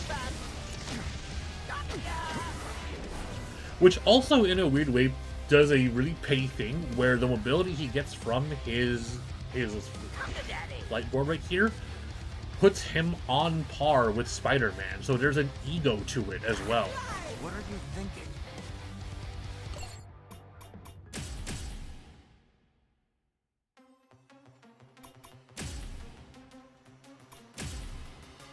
Captain America characters.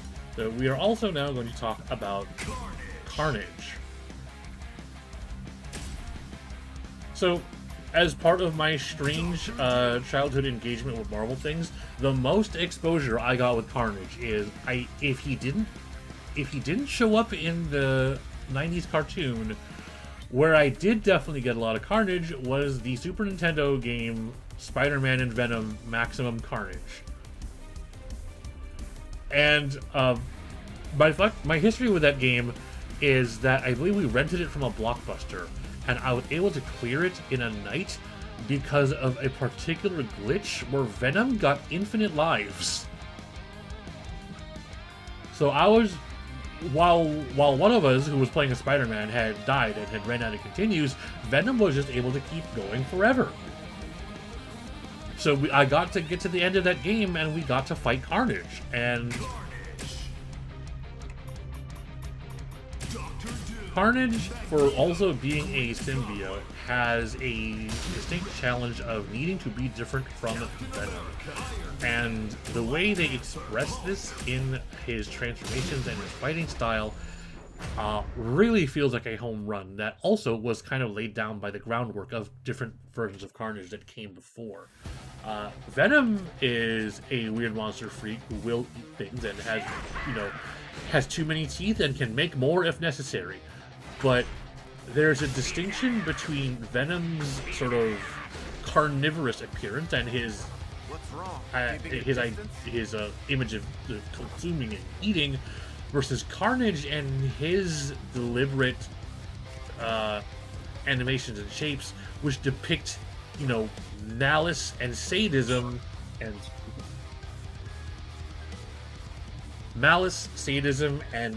literally just a lust for gore and dismembering and carnage, as the name is. There's something interesting too about, like, I have trouble saying things about his coloration because he just looks like Carnage to me. There's an incredible cool thing going on with his texture where the sort of veins of the symbiote are sort of pulsing, like you see on his muscles, on his thigh, on his biceps, and even using a bit of like model distortion to make it feel like he's swelling in places in a distinctly inhuman way. What are you thinking? As for his body shape, there's something interesting in which because of his proximity to Venom, you run the risk of Carnage looking too much like Venom if you make him too buff. Traditionally, Carnage has always also been like a really skinny, really lean, almost malnourished guy.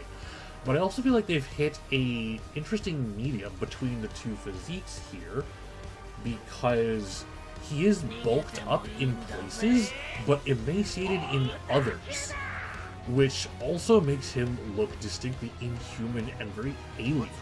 So, like, if you, his upper body, for instance, has his swollen up shoulders and his broad chest that can get broader by the nature of his transforming, but also his waist gets unnaturally skinny, which, again, it makes him look distinctly inhuman, but also doubles as giving him the image of someone who hungers, much like Venom. There's a emptiness there that speaks to a need to feed.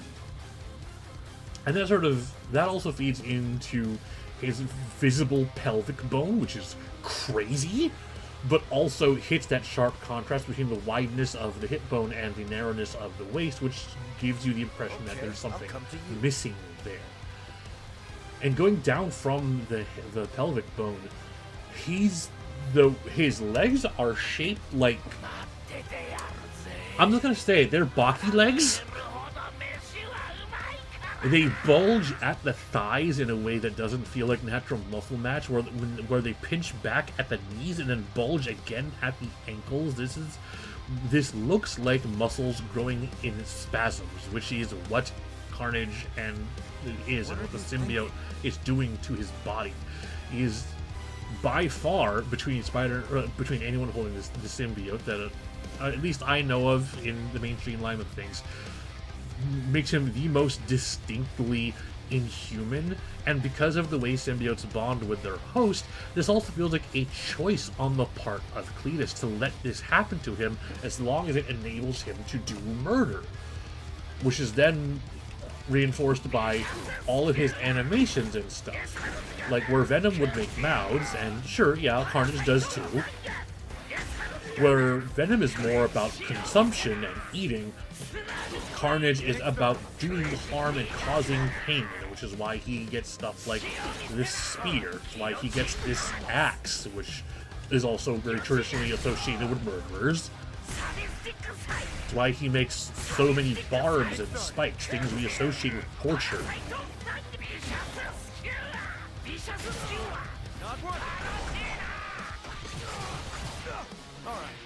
Just tools of pain is what Carnage deals in, and that I feel makes him distinct from the others, like Venom, as also carrying symbiote.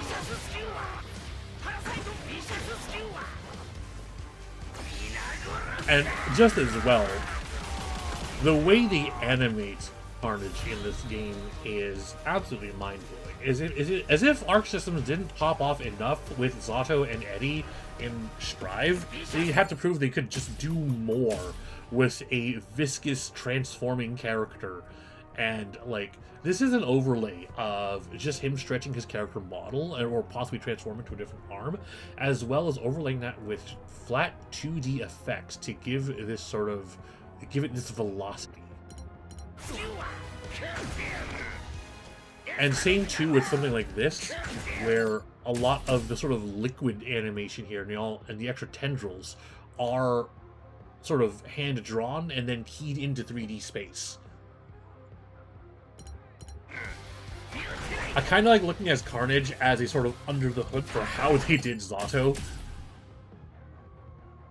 And while this is true for most other characters with like big bright like weapon trails and effects and stuff, I think with Carnage what it gives is a unique sense of physicality to the particles, because part of him being a symbiote is that all of this is being like spawned from his body. And with all these splatters and effects, it gives it a distinctly messy feel. Like Cletus doesn't even regard the fact that he's pulling himself apart to make this happen. That's just how dangerous and unhinged he is.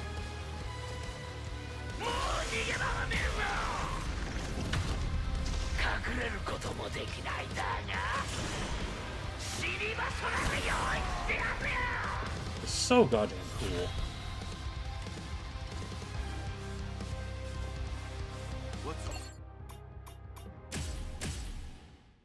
There is one last character we can take a look at here at the very least. Although, let me see if I can get something else working, because I prepared something for this.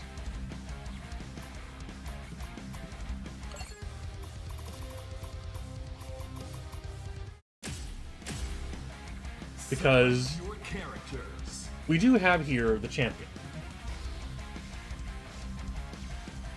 The champion, Captain America, And Iron Man, Black Panther. Get ready. most of you have had the opportunity by now to Captain America, get Iron Man, an idea of who the champion is. Especially when he was first announced, and people were doing the Marvel deep dive to try and learn about the champion. And because he's such an obscure character, you can imagine that a live-action role player like myself does not have a lot to speak on except for what I've learned from periphery. The champion as a character that has existed from at least like the 70s or so. And okay, let me see if I can actually open something for you guys. Gotta add something here.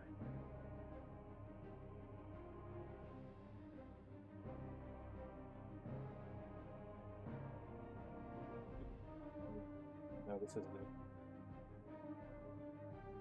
My bad. Hold on just a second. I just need to get a browser open. Here we go.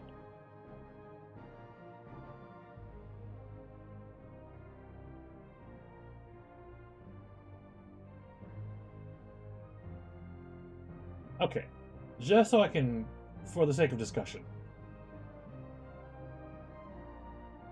There are elements of the champion that are really interesting and what they've chosen to explore with. Given that he had a very, very early 70s design as a baseline. And I've been trying to look into the champion for just as a point of contrast to what I can glean from how he is in Marvel Tokon. And one of the weird things I feel about the champion is that this is not a character who has entirely faded into like the weird obscurity like you might imagine. Like when I see this design for the champion, this feels like a guy you would find at like a bargain bin toy store. You know, he's got the bright primary colors, this utterly nonsense hairstyle. And like this is something you'd buy for your child so that their Spider-Man toy can beat him up, which is funny considering this game. But what I find interesting is that I do not feel like Marvel has ever given up on the champion, because they keep trying to bring him back. And they keep trying to address that he's here. Part of it, I imagine, has to do with the fact that he's like one of the elders of the universe. This is a plot point that I am also not very aware of. I just know that like there's like the Collector who has appeared in a number of things, including like Marvel Rivals. There's an elder named the Grandmaster who was Jeff Goldblum in Thor Ragnarok. And then there's this guy, the champion. And because they follow this pattern, the champion, or the elders, are these, correct me if I'm wrong, they're these immortal elder space deific-like beings who they all have a thing. Just a single thing that they're all about. The Collector collects. I don't particularly know what the Grandmaster's thing is, other than the fact that he also, like, loves to showboat and has like a big lavish like palace or whatever. But the champion's thing is that he fights. And traditionally his plot has always just been he goes from place to place looking for the strongest fighters and putting them through some kind of tournament to fight them. And when he's dissatisfied with them, he destroys them. And even going as far back as the 70s, this man has always been a fighting game boss before he was ever in a fighting game. That's wild to me. That is wild that this plot framing device exists somewhere other than like a fighting game or like a shonen anime tournament. And he's just been in the bin for decades, waiting for someone to turn him into a fighting game boss, and now here he is. So he has 3 forms in this game. In the story mode and the cutscenes, you get him in this form, which others and myself have been kind of calling his Rugal Bernstein form.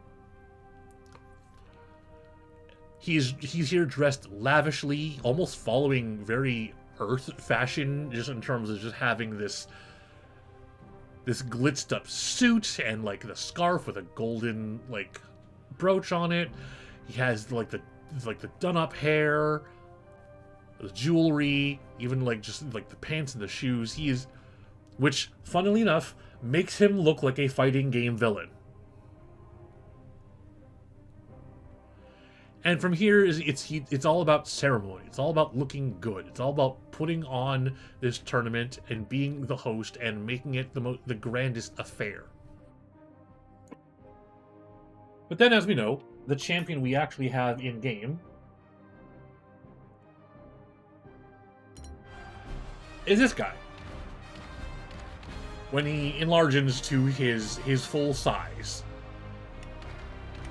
and he gets considerable threatening amounts of bulk, and he kind of takes on the vestige of a fighter.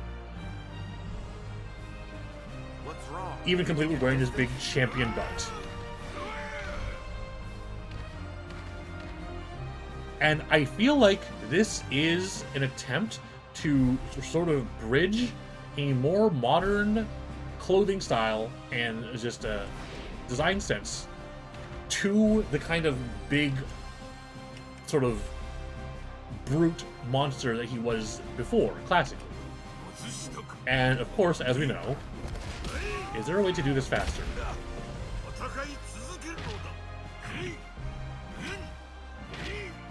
One, I like what they've done with him personality-wise, in which, like, despite being a cosmic level threat in the way that big Marvel villains are, the champion is just a punch kick guy with, you know, the occasional ki blast or just outburst of energy.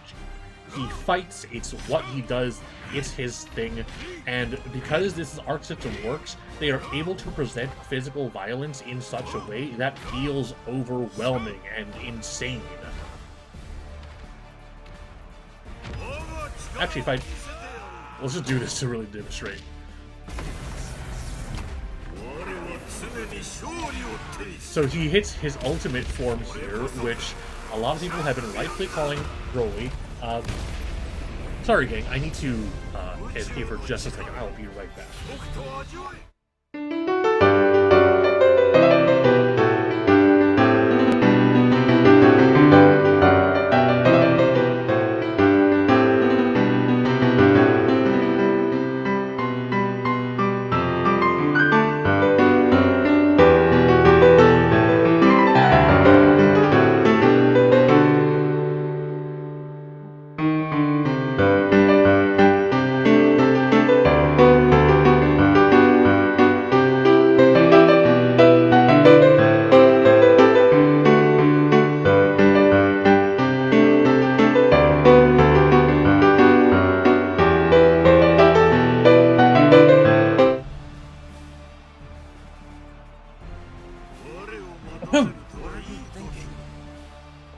Okay, I'm back. So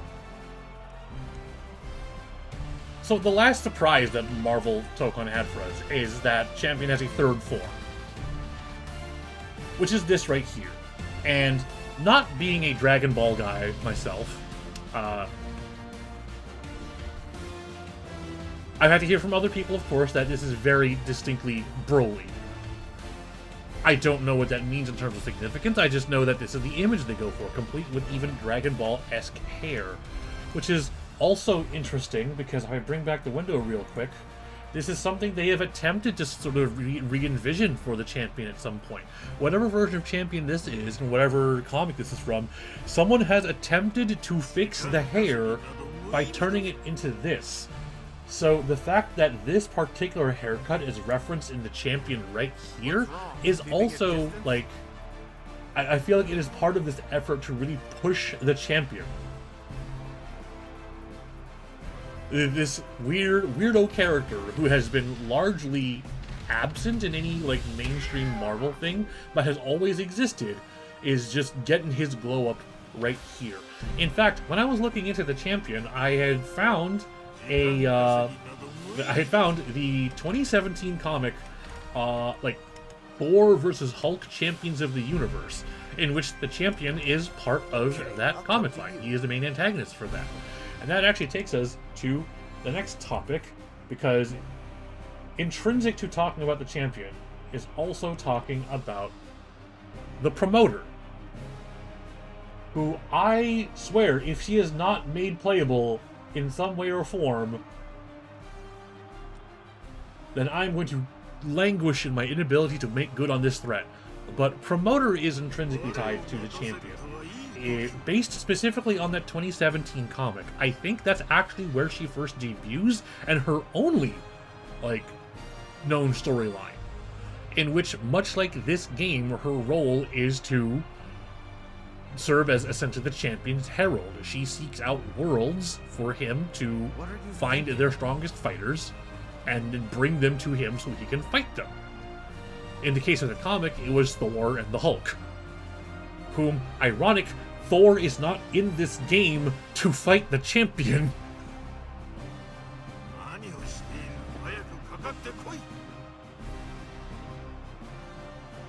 And part of looking up the Promoter also brought me to, well, her look in the original 2017 comic, which is very similar to, well, to the baseline they provided for how she is in Marvel Tokon. She goes through several different costumes in the comic as well, but the one they really stuck with is this very showman-style top hat and suit jacket and cane.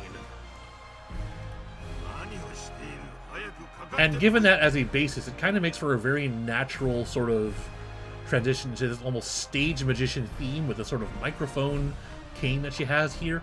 You can fight her in story mode, and very similar to, or sort of keying in with what they have here, she kind of has a very stage magician presence in her story mode, the fight, where it's all about, you know, spotlights and stage tricks and summoning stuff. And I love her. I would love to see more of her. I hope we get more promote her in the future.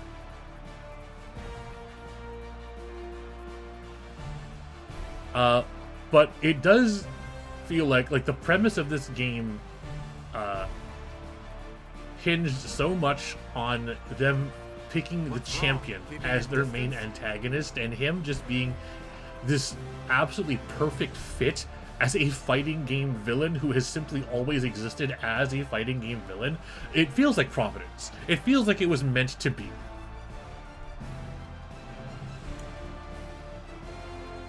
Do I have time for Phoenix Cyclops? I'm afraid I don't, because I know nothing about that version of the character. I know Cyclops, I don't think...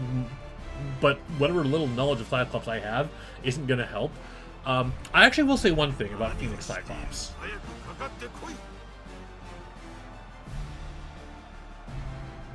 Which is that, from what I'm told, he has a rather faithful depiction to how he is in the comics. Let me get the window open for you again. And which is not really much you can do about it. He's going to have like the black and red with the gold accents, because that is just the Phoenix Force colors. And of course, being at Cyclops, he has to be recognizable by having the laser visor. But the way they have sort of shaped this upper red armor plate, combined with his sort of face sleeve and especially the mask, it does kind of make him look like a tokusatsu villain, doesn't it? Keeping a distance? Not just a tokusatsu villain, but this makes him look like, you know, the big villain. Like, this is the guy they're going to be fighting every week.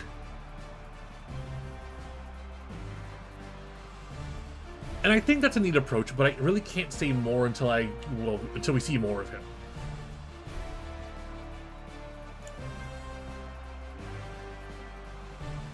So yeah, that's been my time with Marvel Tokon Fighting Souls. It's a lot of my time with this game is like 80% labbing, 20% actually playing the game. And this is probably a weird thing to do with a fighting game that someone has purchased, but it is also just the way I enjoy fighting games. It is the way I like looking at fighting games for the art and just, you know, parsing what I can out of it, and just seeing what the animation and what the gameplay of a character expresses to me is part of why I get into this. And hopefully I can have more streams like this so I can share some of those insights with you guys, because I hope it's interesting. I hope it's interesting to listen to.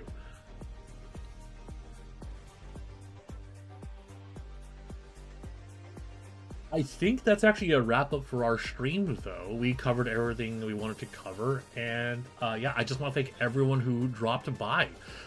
This has been fun. I'm glad to have you here, and, you know, if I have an opportunity, I will do this again. I have a lot to say and about different fighting games, and this is a fun format to do it in, especially because I get to say it right to you guys.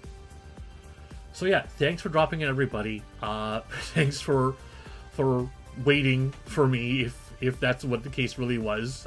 I know I've been absent for a very long time, but I'm glad to be back.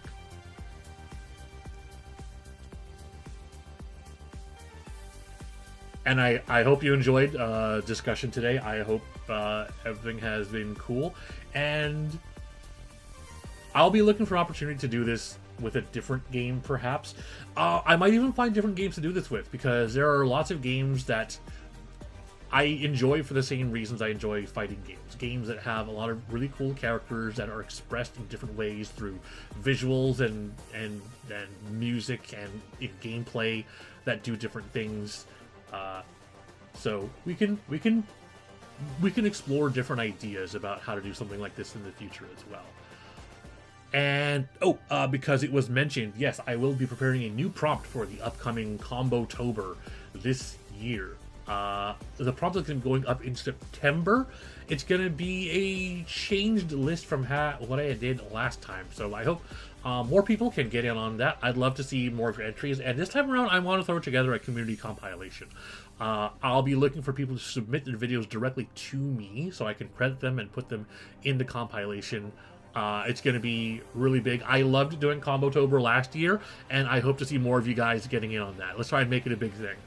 So I have been AVI. It has been absolutely fun streaming and talking about Marvel Tokon with you guys, and I'll see you guys later.